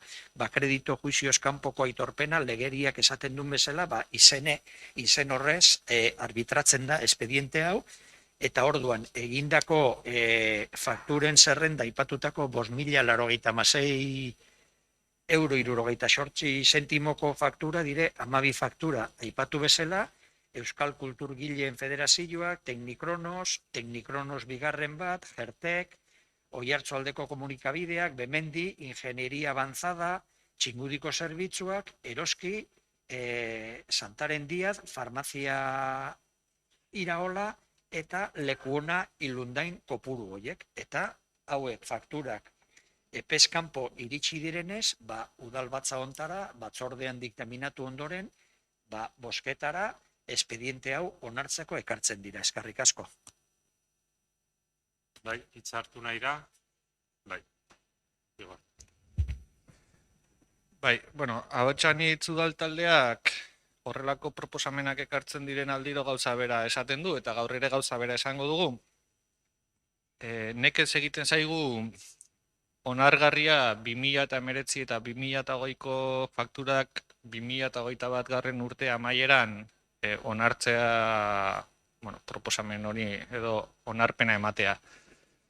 Izan ere, kontutan eduki behar dugu, Hondarribiko udalak beste eragilei egiten dizkien exigentzietan, ez zaizkiela onartzen aurreko ekitaldietako fakturak justifikagarri bezala, eta orduan gu gure buruari ez bari madiogu ezartzen exigentzia berdina uste dugu ez gerela zuzen jokatzen ari.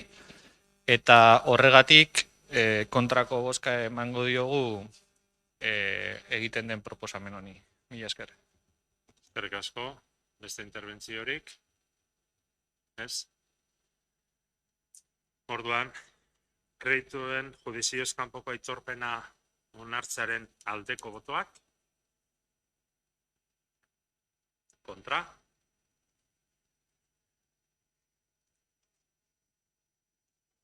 Hortaz, gehiengoz onartua. Eta kontu hartzaile Andreari eskerrak emango dizkiogu, hemen gurekin aritu delako, eta espero dut datorren urtean ere, fetxauetan edo ingurukoetan ere, horrela aritzeko aukera izatea. Eskerrik asko, Laura.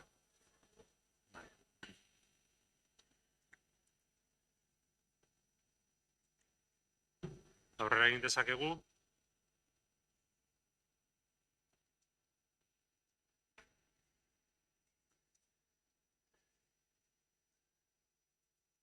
Udala batzordetik datorkigu gaurko 3. gaia, 2022ko plantilla organikoa eta lanpostuen zerrenda onartzeari buruzko proposamena. Lehen ere aipamen bat egin da, eta ohikoa denez aurrekontuak onartzearekin batera, plantilla organikoa eta lanpostuen zerrenda onartzeko proposamena landu ohi dugu. Kasu honetan, udala batzorde buru den Txisuni, eskatuko diot, azalpena egitea batzorde horretatik etorri denez eta landu denez.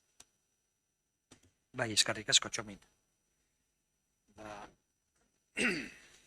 Aurten ere plantilla organikoa eta lanpostuan zerrenda, hau da, udal langileen kuadroa argazkia da, eta departamentuan egindako lana garaiz eta aurrekontuakin batera proposamen ekartzeko eskertzekoa da, eta noski ni hasierako naiz aurretikan hobetu eta gokitu nahi dugula, eta urten aldiz, nik uste du, zenbait gai egokitu direla. Kontutan izan behar da udal batza datorren gai hau egun dagoen plantilla organika eta dagoen langile zerrenda onartzea dela, karrerako funtzionarioentzat gordetako plazak, eta debatea egongo da, badago eta jarraituko du noski, langilegoaren gaia konplexua da, gizarteari begirada bat ematea besterik ez dugu ikusteko gai honen konplexutasuna. Guk positibotza jotzen dugu, ikusten dugu egiten ari den lanketa, eta espero dugu epe laburrean emaitzak espero ditugu eta ikusiko ditugulako ustean gaude. Aipatuko ditut nondik norako datuak, momentu honetan langilegoa, udal langileak 126 pertsona daude, eta funtzionarioak 110.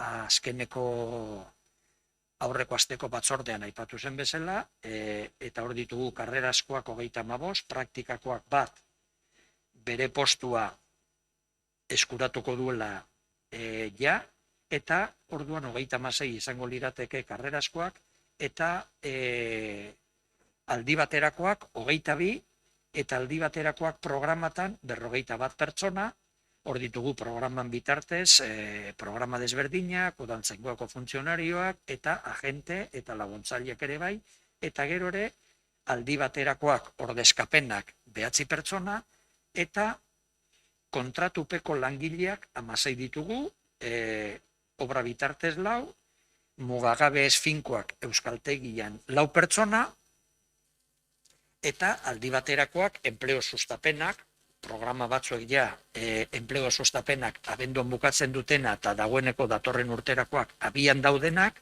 horiek martxan jarri dira.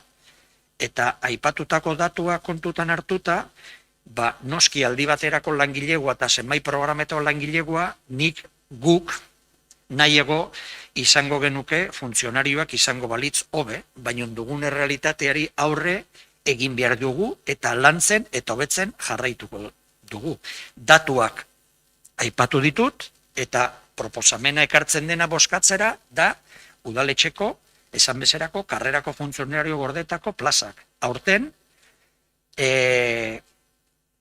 RPT, plantilla organikoa eta RPT langileen lanpostuen zerrenda urte batean 5. aldiz, gaur 5. ekartzen dugu egokitzeko, eta kontutan izan behar dugu baita estatuko legeak muga jartzen digutela eta reposizio tasa esartzen dula, baina kontutan izan behar dugu ere bai, alde batetikan ere, komitek eskatuta ere bai, egungo funtzionario, bai komite, eta baita beste talde guziak, hemen gauden guziak eskatuta ere, egun funtzionario interinen legea egokitzea onartu da, politikoki, laizter argitaratuko da, eta legearen mamila ezagutuko dugu, eta orduan adostuta dagoeneko komiterekin, udal langileen ordezkariekin, bilera batzordea egitera, eta noski baita ere udal talde guztiekin gaia aztertuko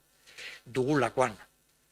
Ezin ditugu nahi behar plazak atera eta aldiz programetarako behin-behineko langileak onartzea posible dugu. Jakin dugu horrek zer esan duen. Europatik datozen legeak interinitatea jaiztekoa da, eta bestalde batetikan egin beharreko lanak gehoz eta gehiago haunditzen dira. Kontraesana da, baina ditugun baliabideak erabili behar ditugu ere.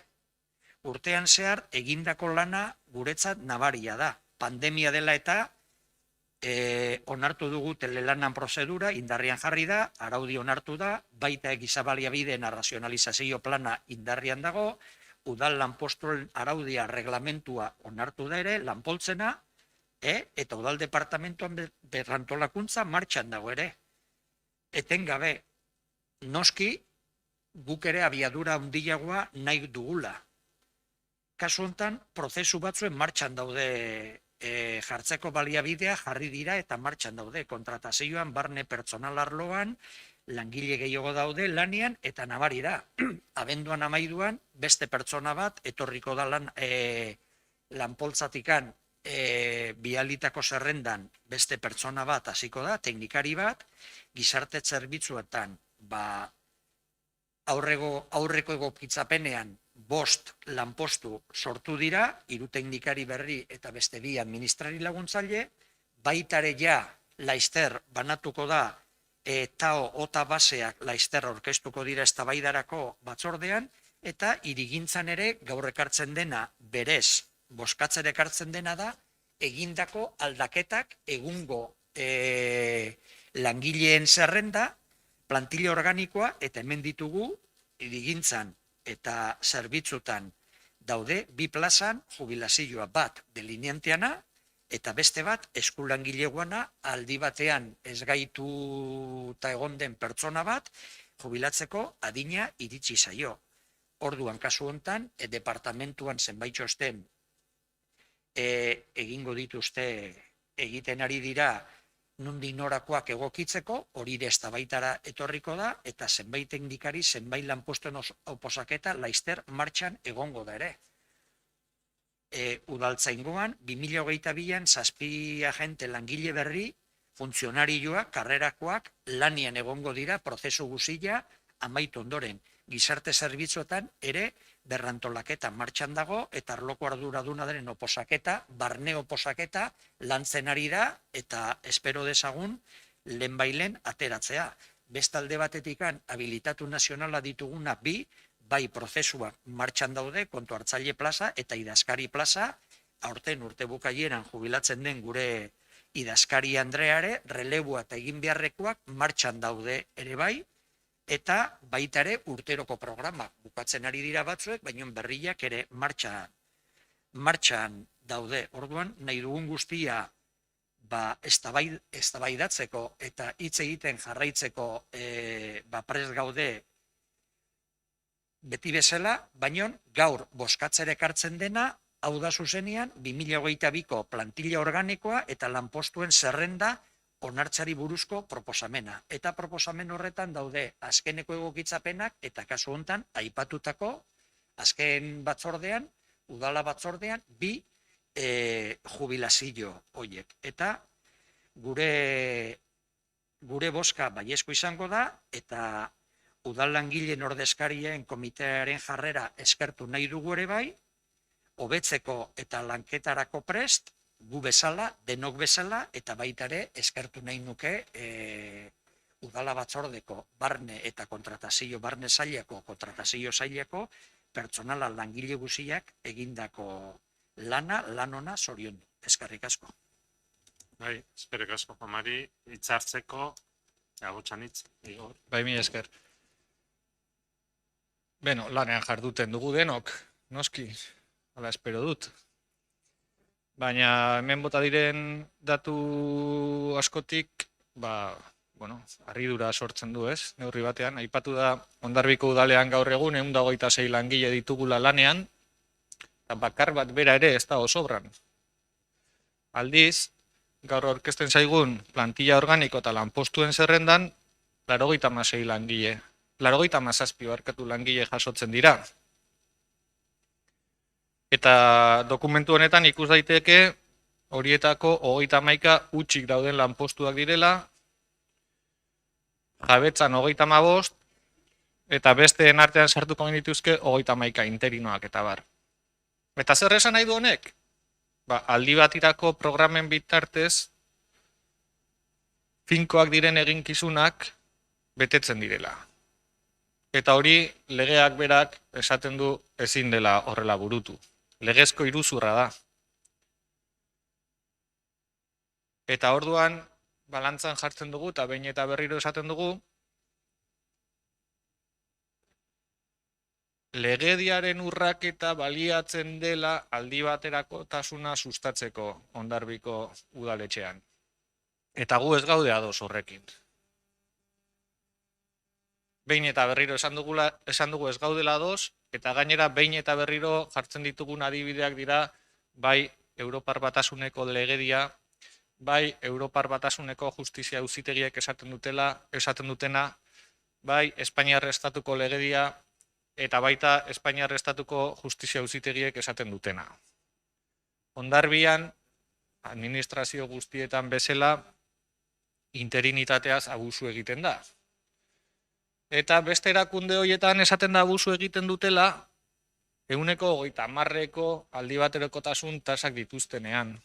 Aldiz, gure herrian 160%tik gorako aldi baterakotasun tasa daukagu. 160%tik gorako aldi baterakotasun tasa.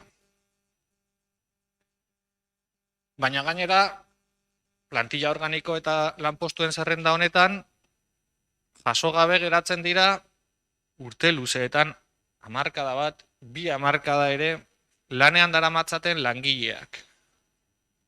Estrukturazkoak direnak, noski.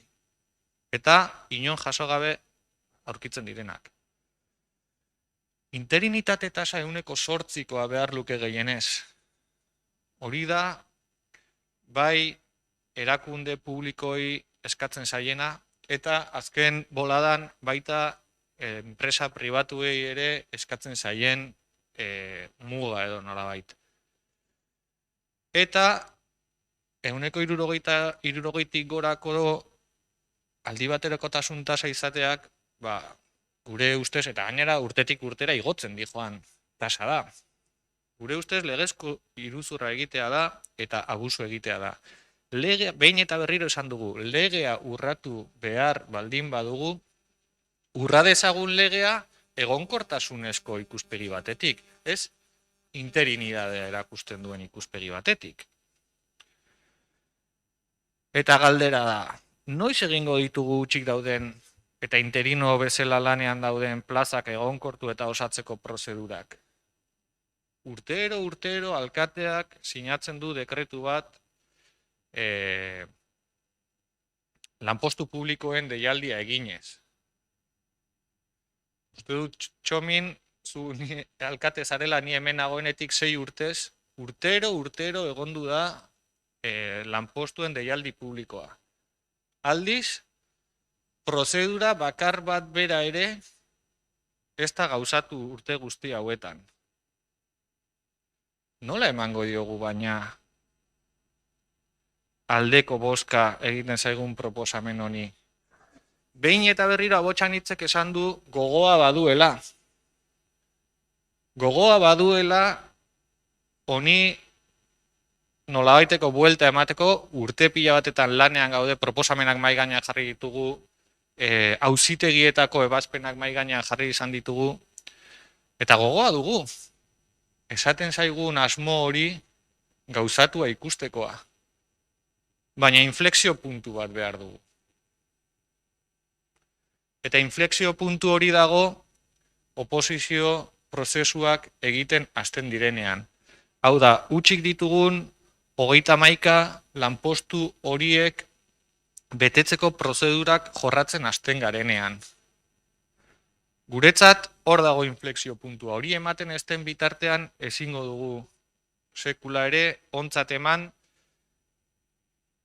lanpostuen zerrenda eta plantilla organikoa beharrezkoa daukaguna baino txikiagoa denean, hutsik dauden postuak hainbeste direnean, interinoak hainbeste direnean, eta jabetzan plaza duten langileak urtetik urtera gero eta gutxiago direnean, hemen aipatu den bezala jubilazioak medio. Eta lehen esatzen zitzaigun ezin zirela lanpostuak sortu. Eta gaur hemen proposamenean badatoz lanpostu berriak eta lanpostuak sortu daitezke. Hori aldatu da. Baina ez gara iritsi oraindikan inflexio puntura. Inflexio puntura iristen garenean, eta gu beti egongo gara horretan laguntzeko prest gure bozka aldatuko dugu. Baina, bueno, esan beharra dugu eta txosten teknikoa ongi aztertuta, lanpostuen zerrenda toki administrazioen eskura dauden giza baliabideak kudeatzeko eta antolatzeko oinarrizko tresna dela irakur dezakegu. Eta ados gaude. Gertatzen dena da, hemen proposatzen zaigun tresna hau gabeziz beteta dagoela. 97 langile jasotzen dira eta 126 ditugu lanean. Hau da, 29 lanpostu ez ditugu inon jasotzen. Eta horrela zaila da baliabideak kudeatzea eta antolatzea modu egokian, zeren oinarrizko tresna dugu. Eta bestalde batetik, lanpostuen zerrendek ere esaten du, txosten honek, legean oinarrituta, Euskal Funtzio Publikoari buruzko legean oinarrituta, lanpostuen zerrendek aurrekontuetan diruz hornitutako lanpostu guztiak hartu beharko dituztela kontutan. Lanpostu guztiak 126ak dira. Eta hemen gabezi nabarmena daukagu. 29 lanpostu gutxiago jasotzen dira. Beraz, inflexio puntuaren bila jarraituko dugu, oposaketa konkurtsoak deitzen astearen bila jarraituko dugu, horretan bultzada egiten jarraituko dugu, proposamenak egiten jarraituko dugu, eta behin eta berriro esango dugu, inoiz legedia urratu behar bada, ez da dira izan interinitatearen ikuspegi batetik, baizik karrerasko funtzionariak izendatzeko prozedura publikoak egitearen aldetik izan dadila. Eta gu behintzat horri babesa emango genioke, baina gaur ezinezkoa zaigu planteatzen zaigun erraminta honi aldeko bozkarik ematea. Mila esker. Eskerrik asko Igor, beste taldeek, Etxe Bildu, esek.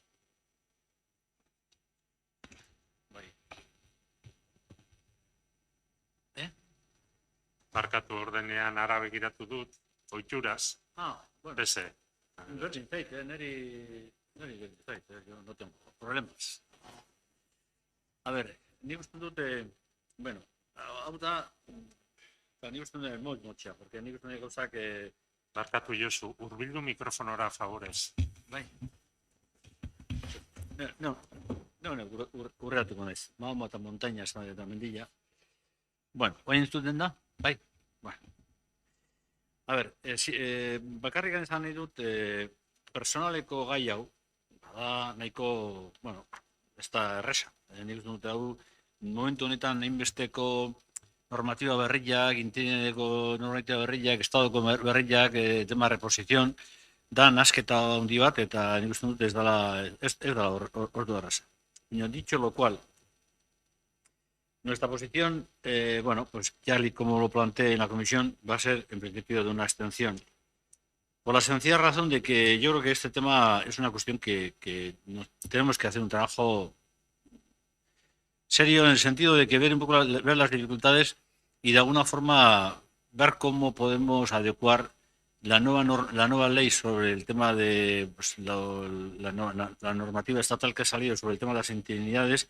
¿Cuál es su aplicación? Yo ya sé que de alguna forma todavía no está el tema cerrado y espero que el tema se cierre cuanto antes, no haya recursos por medio y de alguna forma podamos aplicar la cuestión en el sentido de que es verdad que la interinidad en esta casa es una interinidad excesivamente alta, también en una parte importante de la administración, pero también en esta casa.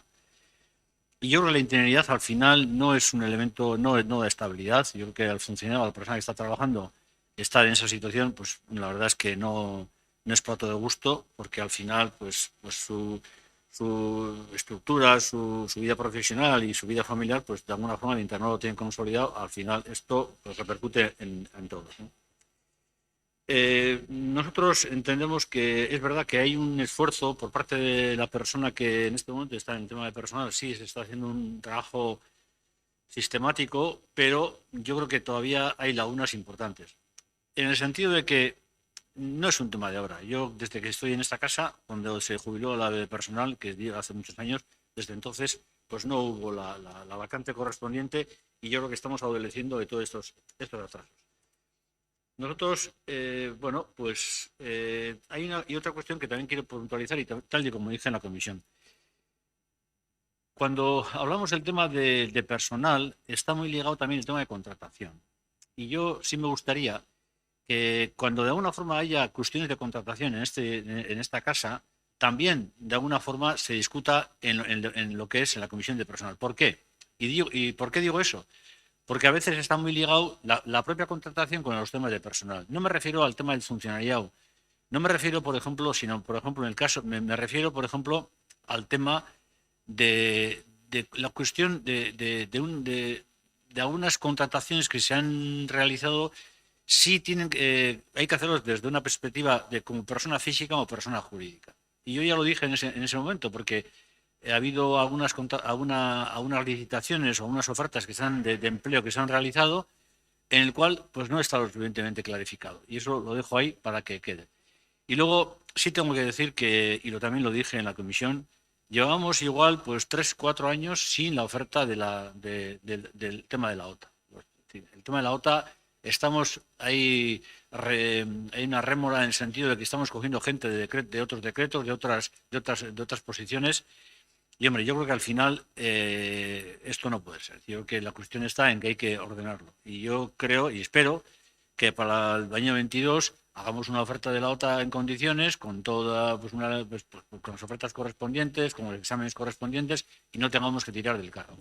En lo cual, yo entiendo que el capítulo de personal no es un capítulo fácil. Espero y deseo que esas lagunas que hay en este momento en lo que es en el expediente que se nos plantee a lo largo del año 22 podamos ir cubriendo todas las plazas, porque al final hay una cosa: la interinidad y la falta de plazas es lo que de alguna forma nos lleva a lo que hoy hemos discutido de fondo, y es a que los presupuestos que tenemos cada año, este ayuntamiento, no se puedan consolidar, no se puedan sacar. ¿Por qué? Porque nos falta personal. Este ayuntamiento durante los últimos años está, yo creo que escaso y muy escaso del tema del personal. Y luego, evidentemente, los políticos podemos hacer muchas historias, pero aquí quien de alguna forma es el eje vertedor son los trabajadores de la casa.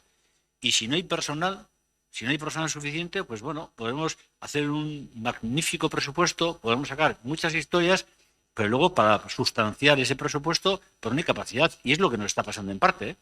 Las ejecuciones presupuestarias de esta casa, en parte, se nos está yendo porque no tenemos suficiente estructura en este ayuntamiento para hacerlo, lo cual me parece un tema importante, en lo cual nosotros, en principio, pues nos vamos a estar. Eskerrik asko, Josu. Orain bai, Xavier. Eskerrik asko. Gaia nik uste ideia batzuk errepikatu behar ditugu ala beharrez. Esaten da interinitatea eta behin-behinekotasun hori gehiagizkoa da udaletxe honetan. Sindikatuekin harremanetan ibili izan gara, egonkortze eta hor badago egoera hori Europatik eta lege berriak ze baldintzak ezarriko dituen. Gure ustez, tokiko gobernuak hartu beharko luke gai honetan planteamendu ausartagoa. Nola nahi ere ikusten RPTA, lanpostuen zerrenda, zein nolako itxura duen datu bat. Guk kalkulatu dugu gizarte zerbitzuen lanpostuen proportzioa eta ez da izten 100% izatea. Horrek islatu egiten du, Josuk aipatu izan du, eta Igorrek ere esan du lana bezadela hau politikak, eguneroko politikak, udal politikak gauzatzerakoan. 10 lanpostuetatik bat eskaz bada gizarte zerbitzuetarako horrek ematen du zein nolako ideia eta zein nolako politika da, kanporatzeko eufemismo moduan esaten da kanporatu, errealitatean da esku pribatuetan jartzea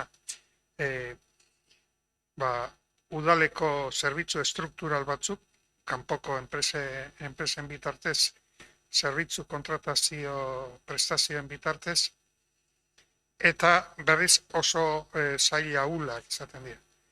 Guri gertatzen zaigu gauza bera, nahi izan ezin dezakegu babestu. Eskatuko genuken ikuspe horretatik eta insistitu egiten du, eta behin eta berritan esango dugu, kasu honetan goi mailako berdintasun teknikaria behar dugula. 21. mendeko RPTA edo esateagatik nahi dugulako, eta zerbitzu horiek funtsezkoak izaten dira eta zerbitzu publikoak izan behar dira. Ez bakarrik zerbitzu diru publikoz ordaintzen diren horiek, hau da. Behar dugu egitura propio izate.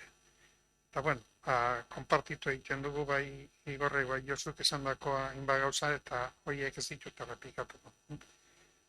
Gure jarrera beraz izango da abstentzioen alde. Eskerrik asko. Eskerrik asko.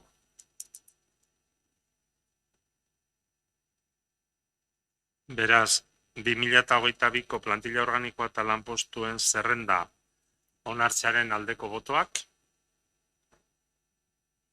kontrako botoak,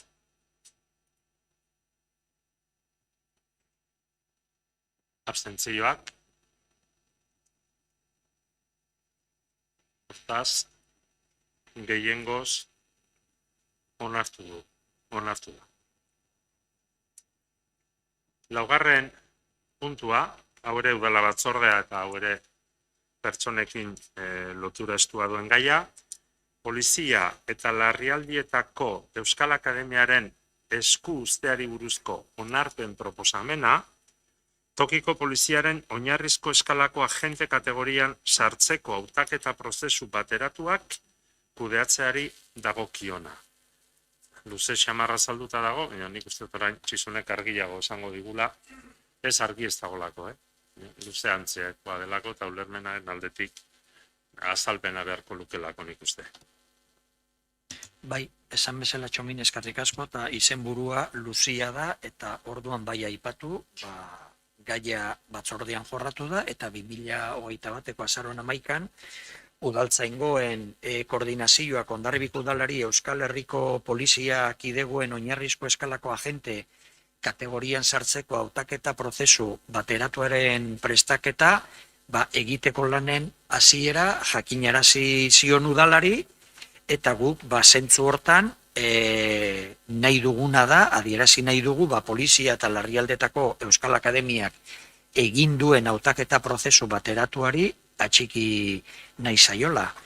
Aurreko urtean ere bezala hasi ginen kopuru batekin, gehitu genuen eta ja 7 plaza oposaketa konkurtsuan martxa daude, eta hauek aipatu bezala aurreko aztergaian datorren urtean, 2022 urtean, 7 udaltzain berri egongo dire, karrerasko funtzionarioak udaletxe hontan, eta momentu hontan ikusita zegoeratan gauden, iruditzen zaigu sartu behar dugula prozedura honetan, eta momentuan plaza batekin atxikitzeko asmoa dugu. Zentzu hortan argi dago guri dagokigun kasuan zuzen egokitzen zaigula kudaketa gomendio figurari, txostenetan bai teknikariak eta idazkari Andrearen txostenetan horrela sartzen dare bai, eta iruditzen zaigu erakunden arteko kolaborazioa eta ikusita udalak ditugun, guk ere dugun muga gainditzeko positibotzat jotzen dugu, eta zentzu hontan azaldutakoa kontun hartuta guk proposatzen duguna da, alde batetikan udaltzaingoako oinarrizko eskalako agente kategorian sartzeko hautaketa prozesu bateratuak kudeatzeko polizia eta larrialdetako Euskal Akademiari agintzea, eta bestetikan sinatzea Hondarribiko udalaren eta polizia eta larrialdietako Euskal Akademiaren artean kudeaketa gomendioa formalizatzeko hitzarmena. Eta hau da bozkara ekartzen duguna. Eskerrik asko. Bai, eskerrik asko, hitzartu nahi da, bai, Igor? Guretzat gabezia baten adierazgarri den egoera ez da pozgarria edo posteko modukoa. Gabezia bat, gabezia da. Eta prozedura honek erakusten du Hondarribiko udalaren gabezia nabarmenetako bat. Eta da, lehen aipatu dudana. Hain zuzen, oposaketa konkurtsoak deitzeko gaitasun falta. Gaitasun falta determinazio falta eta apustu politikoa horren guztiaren azpian dagoena. Eta guretzat ez da pozgarria. Baina hala eta guztiz ere, eta Hondarribiko udaleko departamentu guztietan egin genezake begirada langilegoaren egoeraren ikuspuntutik, baina udaltzaingoa da hemen mahai gainean jartzen dena, eta udaltzaingoaren departamentuari begira egiten badugu, eskuak burura botako genituzke, estruktura hori hausnartuko bagenu. 160 gorako aldi baterakotasun tasa saritu banaiz lehen, departamentu honetan 180 gorakoa sarituko nitzateke lasai. Eta motz geratuko nitzake ziur aski. Izan ere gero barruko estrukturetan dauden egoerak kontutan hartuko bagenitu. Oso kezkagarria da. Eta lanpostu finkoa duten lau udaltzain bakarretatik 3 behintzat datozen urteetan erretiroa hartzeko adinean egongo dira. Eta lehen aipatu dut, gustatuko litzaigukela inflexio puntu batetara iristea, eta inflexio puntu hori izango litzatekela Hondarribiko udalak gaitasuna erakutsiko balu, determinazioa erakutsiko balu, oposizio konkurtsoak deitu eta kudeatzekoa. Baina nola egingo dioguko, eta gure buruari galdetu diogunean, nola egingo diogu kontra udaltzaingoa bezalako departamentu batean dagoen egoera ikusita beste erakunde batek burutuko duen lanpostu prozesuari edo egonkortze prozesuari hori aurka egitea nola. Ez diogu aurka egingo. Azken finean, ez da guri gustatuko litzaiguken prozedura. Guri gustatuko litzaiguke guk gaitasuna izatea, guk determinazioz jokatzea eta guk burutzea oposizio konkurtso horiek. Baina egoera hain da larria, hain da kezkagarria, beste erakunde batek egindako konkurtso honen bitartez ere egonkortuko baditugu 7 plaza, begionez ikusi beharrean aurkituko gerela, edo begionez ikusi baino, gaizki esan dut, onartzeko moduan ikusiko garela. Beraz, kontra ez diogo egingo, ez dugu gustoko, alde ez diogo egingo ere, eta abstentziora joko dugu. Mila esker. Eskerrik asko. Ez dakit beste interbentziorik. Bai. Bai, bueno, gure aldetikan, a ber, gure aldetikan ez da oingo gaurko egoera ez da oingo aspalditik datorrez. Es evidente que, bueno, pues que tenemos un problema en lo que es en la Guardia Municipal, en el sentido de que, bueno, pues hay lagunas importantes de jubilaciones, sustituciones.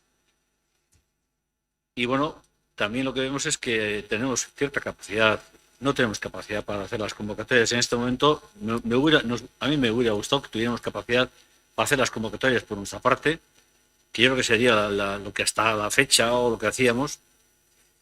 Y a través de EUDEL, por parte del gobierno vasco, se nos plantea a través de lo que es la parte, en fin, la propuesta esta de tal, ¿no? Nosotros, en principio, pues nos vamos a abstener.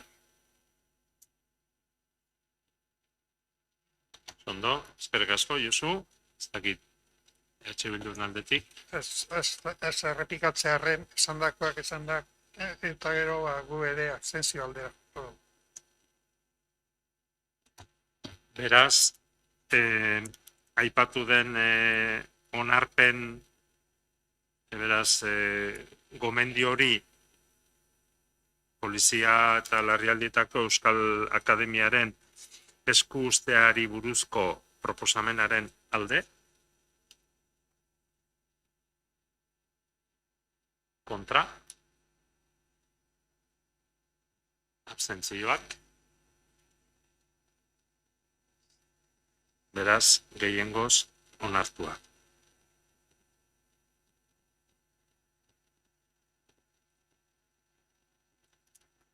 Udalerria batzordetik etorri zaizkigu datozen 3 gaiak. Bik, kontratazio prozesuekin dute zerikusia eta beste batek hirigintza arlo zehatzagotik. 5. da, Hondarribiko kale batzuk asfaltatzeko eta urbanizazio lan osagarriak egiteko obrak esleitzeko, onartzeko proposamena.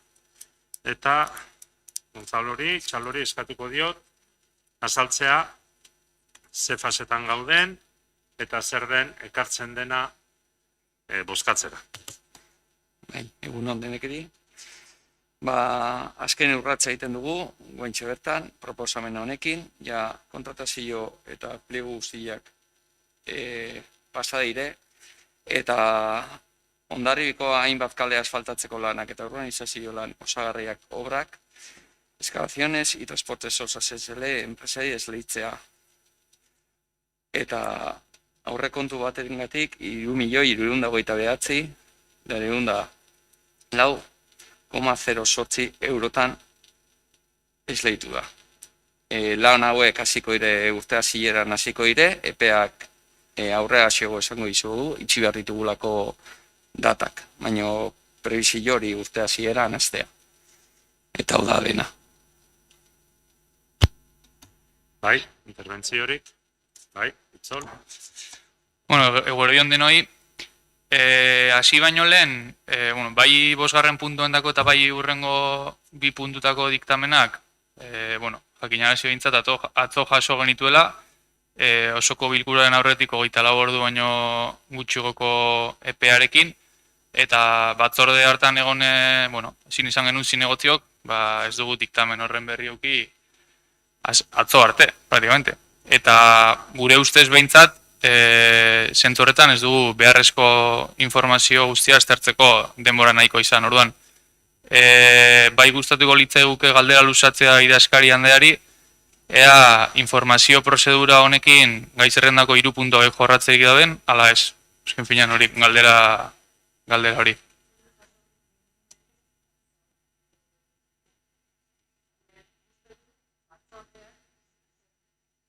Ja, baina diktamen atzo jaso genuen eta batzordean ez garenok, bertan ez gaudenok, atzo goizeko 10 eta pikotan eduki genuen horren berri ez baldin manago oker. Azken finan zure, galdera edo asesoria juridikoa da, azken finan legea betetzen duen edo ez? Nik hor barkatuko didazu, zalantzarik ez dago, gobernu taldearen aldetik eta langileen aldetik, egin dela alegin berezia dokumentazio guztia denen eskuerara eta garaiz jartzeko. Zuek saiatzen zareten bezala, batzutan, gertatzen zaigu, eta zuek ere horren ezagutzaile zarete, batzutan zuek gertatzen zaizuelako, batzutan epeekin alaxe dugula. Ez dakit eztabaida juridiko batean sartzen hasi behar dugun. Zalantza baldin baduzu, adierazi dezakezu, minon. Ez dut uste gaurko gaiaren helburua hori denik. Bestela, prozedurazko kontuarekin trabatu gaitezke, eta benetan egin nahi duguna, egin ahal izateko, ez ditugu berme guztiak izango. Itzol, eskatuko nizuke, zentzu horretan, gure aldetik egin den alegina ostiral eskiostik hasi zineten dokumentazioa jasotzen, batzorretan parte hartu etzen duten batzorretako dokumentazioa jasotzen, eta zalantzarik ez dela nere gustokoa. Diktamen ez dira batre luziak, denak ere badakigu, ez dire diktamen luziak erabakiari buruz, eta bai dokumentazio guztia, beste gaineko dokumentazio guztia konsultatzeko aukera izan dugu. Garaiz, eta nik dut formaz. Hori eskatuko nizuke, oharra jasoko dugu, behin eta berriro oharra egin dugu, eskatu dugu, atzetik ibiltzen gera, eta kudeaketan aritzen zarenez, badakizu, batzutan, zai gertatzen dela. Bai, azken finan, nahi nuna zen hori, idazkari handera izatea, prozedura honekin bozkatu diteken, ala ez, galdera da, beretzat, bozka diteken, ala ez.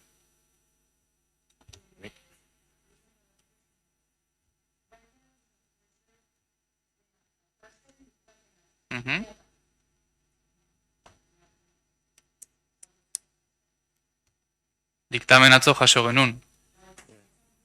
Barkatu, Aitzol, nahi balin baduzu egin beharreko reklamazioa, baina mesedez, eztabaidan ez hasi orain. Bale, mesedez eskatzen dugu bai aktan jasotzea, atzo goizan goiz jaso genula, 24 ordu, baina gutxigoko epearekin. Eta Bai, hori jasotzea eta listo, bale? bai, Bale. oso ondo.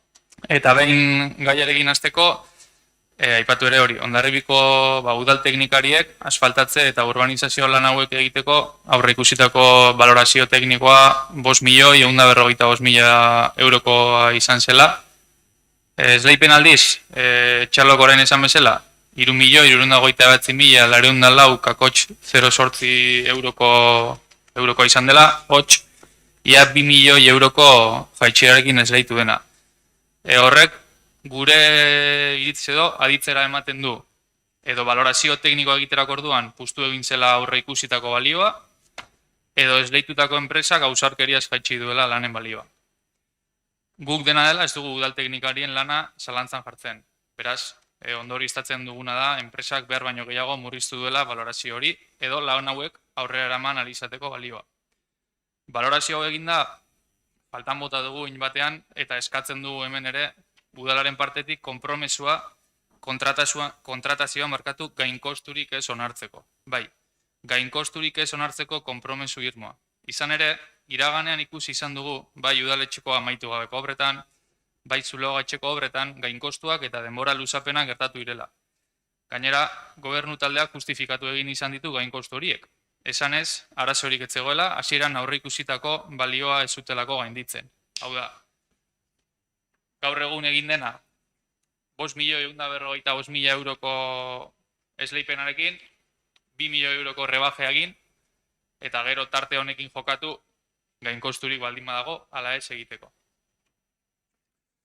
Gure ustez, lehiakortasunen kontrako jokamolde bat izan daiteke hau.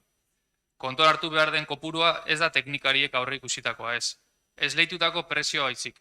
Eta hortik gora egiten den edozein gastu gainkostu bezala kontxeratu behar da.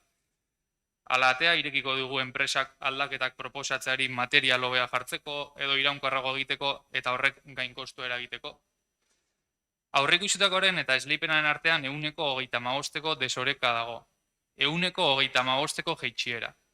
Oso nabarmena guretzat. Eta horregatik diogu, inork ez dezala gero esan gainkostuak ezin zirenik aurreikusi. Gu ez gara eta ez gara izango munduko inteligentenak, baina aurrez jakinarazten dugu gerta daitekena. Bukatzeko, eta beste hausnarketa bat ere, ia 2 milioiko desoreka hori herritarren kalterako izango da. Zergatik diogun hau? Bada, kopuru hori udal aurrekontuan konprometituta dagoenez, ezin izan delako beste proiektutara bideratu. Hau da, asfaltatze kanpainak ia 2 milioi euroko soberakina eragingo du. Ia 2 milioi ezin direla Hondarribia indar berritzera bideratu. Eta horrekin dagoeneko 60 milioitik gorako soberakina izango dugu altxortegian pilatuta. Mila esker. Beste interbentziorik? Nosotros nos vamos a abstener en esta votación, que aunque estamos de acuerdo con la necesidad de esta campaña, de este proyecto de asfaltado, no nos queremos implicar en la adjudicación de estas obras a una empresa o a otra, teniendo en cuenta lo que ha pasado con las obras en la zona de Solbes. Por eso pues, nos abstenemos.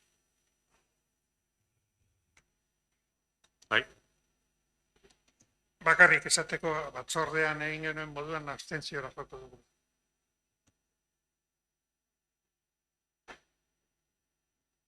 Eskerrik asko, nik Aitzol uste dut gauza pare bat argitzeak merezi duela. Honela dio diktamen. Udalerria batzordeak 2021ko azaroaren 25ean hauxe erabaki zuen. Asfaltatze lanen esleipena. Asfaltatze lanen esleipenaren txostena azaltzen dute bai kontratazio teknikariak, aparejadoreak eta alkateak horren inguruko zalantza guztiak argitu dituzte. Eztabaidatu ondoren bozkatu eginda aldekoak EAJ-PNV 5 boto. Abstentzioak EH Bildu Abotsanitz PSOE 4 boto. Batzordeak proposatzen du espediente udalbatzara bidaltzea bere onarpenerako. Baieztapenak egiten ditugunean normala da, eta baieztapen horri zentzu guztia ikusten diot, baina gero uste dut eguneroko bizitzan bestelakoak ere baditugula. Eta zalantzarik ez, ondo ikusiko zenunez, hain ondo aztertu duzunez, hombre, agertu den dokumentazio guztiaren zerrenda ez dut irakurriko orain. Baina hor, badaude, kontratazio mailaren aktak egindako lanak, txosten teknikoak, bestelakoak ere, eta guk zer nahiko genuken argi dugu. Baina zuk, badakizu, udal administrazioak jarraitu beharreko prozedurak jarraitu behar dituela. Eta honek, bete ditu. Guk diru gehiagoko eskaintza egin izana, gustokoa izango genuke, horrela gehiago izango zelako, estuago eta elitzatekela arazorik izango. Nork daki, nork du etorkizuneko bola hori. Guk ez eta zuek ere ez. Eta orduan, hemen, uste dugu, jarraitu beharreko pauso guztiak jarraitu dela. Eta horretan, esaten dugu, eta ekartzen dugu, bestela ez genuke, ekarri. Gero realitateak zer erakutsiko digun, jakingo dugu gero, ez gaur. Barkatu ginen, nahi balen baudia zu erantzun. Ez, bakarrik gauza esateko. Guk ez dugu zalantzan jarri orain arte egin diren lan guztiak, eta guk hori errespetatugu, eta hori babesten dugu, baizik eta etorkizunean, eta zuko esan bezala, ez du inor bolita magikoa, baina nola normalean eta iraganan ikusita, hainbat obretan gertatuela, gerta litezken ohiko praktika horiek ere, kontuan eukitzeko behintzat. Gero ez desagun esan, ez genekila, ez genula espero, eta horrelako gauza. Ez dituko, espero. Zuk espero dituzu? Ez, nik ez dituko, espero. Bueno.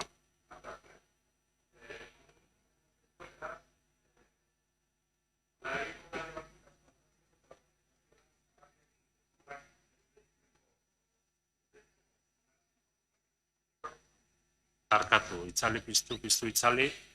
Eskerrik asko. Esaten nahi nintzen, Hondarribiko kale batzuk asfaltatzeko eta urbanizazio lan osagarriak egiteko obrak esleitzeko onarpen proposamenaren alde, kontra, abstentzioak,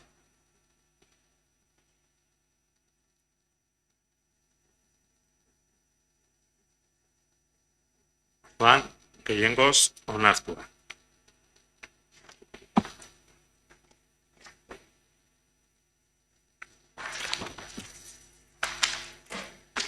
Seigarren gaia, udaleko eraikina garbitzeko zerbitzua esleitzeko proposamena. Eta, hau ere, prozesu guztiaren barrenen, gaur ekartzen dena da, esleitzeko proposamena eta proposamen hori udala batzordean aurkeztu zen, eztabaidatu zen, eta berriro ekartzen da, diktaminatuta gero udal batzan bozkatzera. Txalo? Egunon berrirez. Udalera ekinen eta ikastetxe guztiek garbitzeko eta desinfektatzeko zerbitzua ekartzen dugu maioentara, batez ere ISS Facility Services Sociedad Anónima Empresaria esleitzea, eta kontratu den presioa 1.661 kakotx 43 eurokoa dira. Normalian horlako esleipenak egiten dire 3 gehi 2 o lo que sea, baina honek COVID-a dela eta urte jungo da rebisatzen. Orduan hola irabazi dute enpresa hauek, eta COVID-aren asuntuarekin, agian urtez batetik bestea, desinfekzio gain kostu hori kentzeko edo mantenduko da. Besterik ez, mila esker. Eskerrik asko, hitza hartu nahi da, bai, Igor? Bai, mila esker. Beno, hasiko naiz esaten gure iritziz, udal eraikinak garbitzeko lanpostuak, lehen esan dudan bezala, udal langilez jorratu beharreko lanpostuak direla. Guk ez dugu sinisten subkontratazioan funtzionamendurako ezinbestekoak diren gaietan. Eta udal eraikinak garbitzea ezinbestekoa da udalak funtzionatu ahal izateko. Beraz, guk udal langiletzat ditugu garbitzaileak. Bestalde batetik, jarraitutako prozedura honetan, aipatu da, COVID-ak eragindako desinfekzioaren edo gainkostuak. Eta lehen aipatu dut, eta ezin berriro esan beharko dut, ezin esan gabe gera naiteke, nola 2018an esleitu zen kontratazioak 1,5%ko kostu handiagoa zeukan orain esleitzen ari gerenarekin alderatuta. Eta 2018an ez zegoen desinfekziorako kosturik. Beraz, harrituta. Gu dena den, eta joko dut ikuspegi filosofikora. Ez dugu subkontratazioan sinisten ezinbestekoak diren lanak egiteko. Guretzako udalaren funtzionamendurako ezinbesteko lan guztiak udal langilez hornitu behar dira. Eta hasieratik aipatu dut subkontratazioaz abusu egiten dela, eta iruditzen zait hau dela adibide garbi eta esanguratsuenetako bat nola badaude bai udal eraikinen garbik eta zerbitzua, baina baita beste hainbat zerbitzu ere eskaintzen direnak udaletxe honetan eraikinean bertan askotan udalaren materialarekin bera subkontratatzerako joera dagoela eta guk aldiz horren kontra egiten dugu. Uste dugu udal langilego propioz hornitu behar direla horrelako funtzioak. Mila esker. Eskerrik asko Igor, beste interbentziorik. Ez?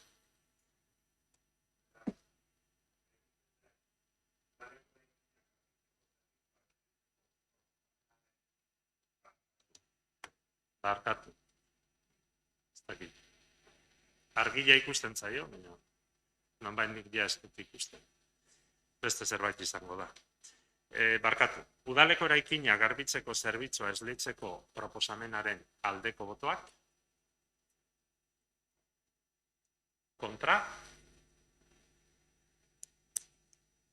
Abstentzioak.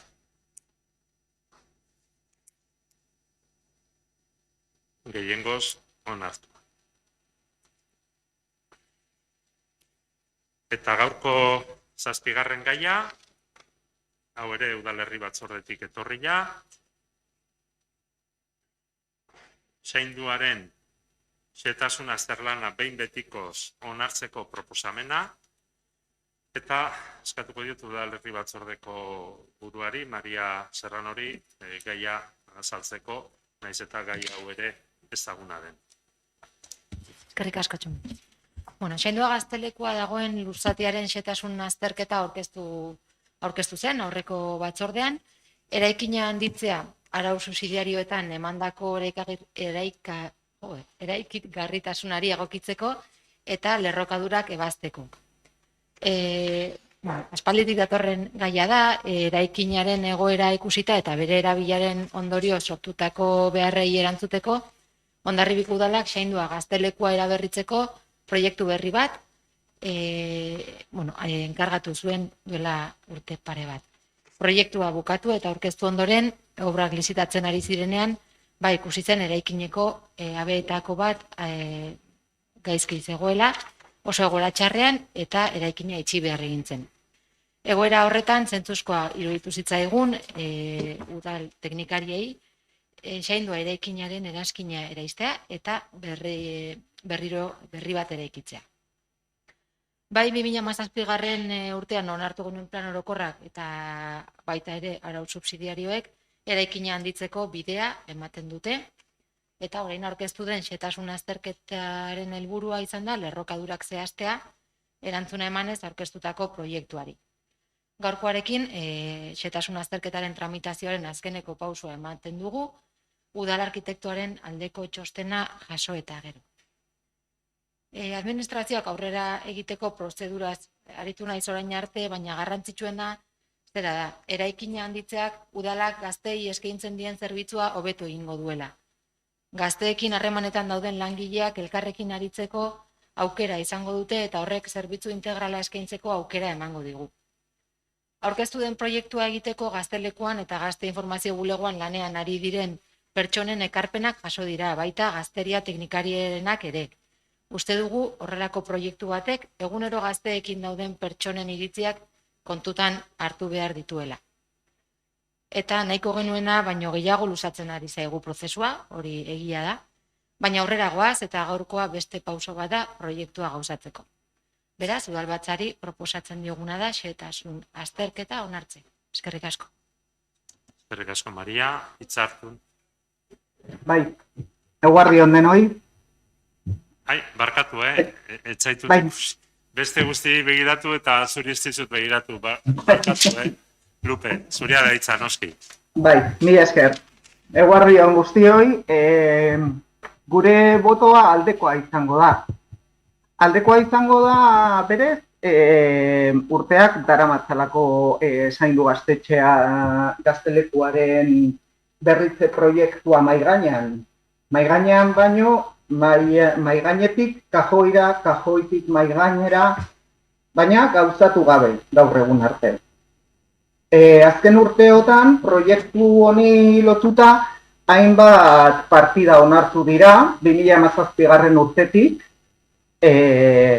bai aurrekontuetan eta bai kreditu aldaketetan. 2017 urtean, 154.500 euro, 2018 urtean 550, 2019 urtean 250, 2020 urtean 500.000 eta 2021 urtean beste 500.000 euro Agotxanitzek hala eskatuta kreditu aldaketetan. Gaur aurkeztu diguzuen eta onartu den aurrekontuetan ez da zaindua gaztelekuko obraren proiektua gauzatzeko diru partidarik. Batzordean adirazi zeniguten 2022ko lehen kreditu aldaketan diru partida bat egiteko zaiola. Eta hala izatea espero dugu. Onarpenerako aurkezten zaigun xehetasun azterlana, jarraipena izango duen prozesu baten abiapuntua izatea espero dugulako. Xehetasun azterlana onartuta, jarraian zaindua berritzeko oinarrizko proiektua eta egikaritze proiektua erredaktatu beharko dira. Eta fase horretan, zaindua gaztelekuaren diseinuan, udal teknikari eta politikoekin batera, hiritarren edo erabiltzaileen parte hartzea, hau da, gazteen iritzia, aintzat hartzea ezinbestekoa dela uste dugu. Hori horrela, parte hartze prozesu bat abiatzeko eskatzen diogu udal gobernuari. Eskerrik asko. Eskerrik asko, Lupe. Ez dakit beste interbentziorik, egin nahi den, ez? Orduan, bozkatzeari ekingo diogu. Hain zuzen ere, seinduaren merkatu datorren bezala irakurri nahi dut. Seinduaren xehetasun azterlana behin betiko onartzeko proposamenaren alde. Kontra. Abstentzioa.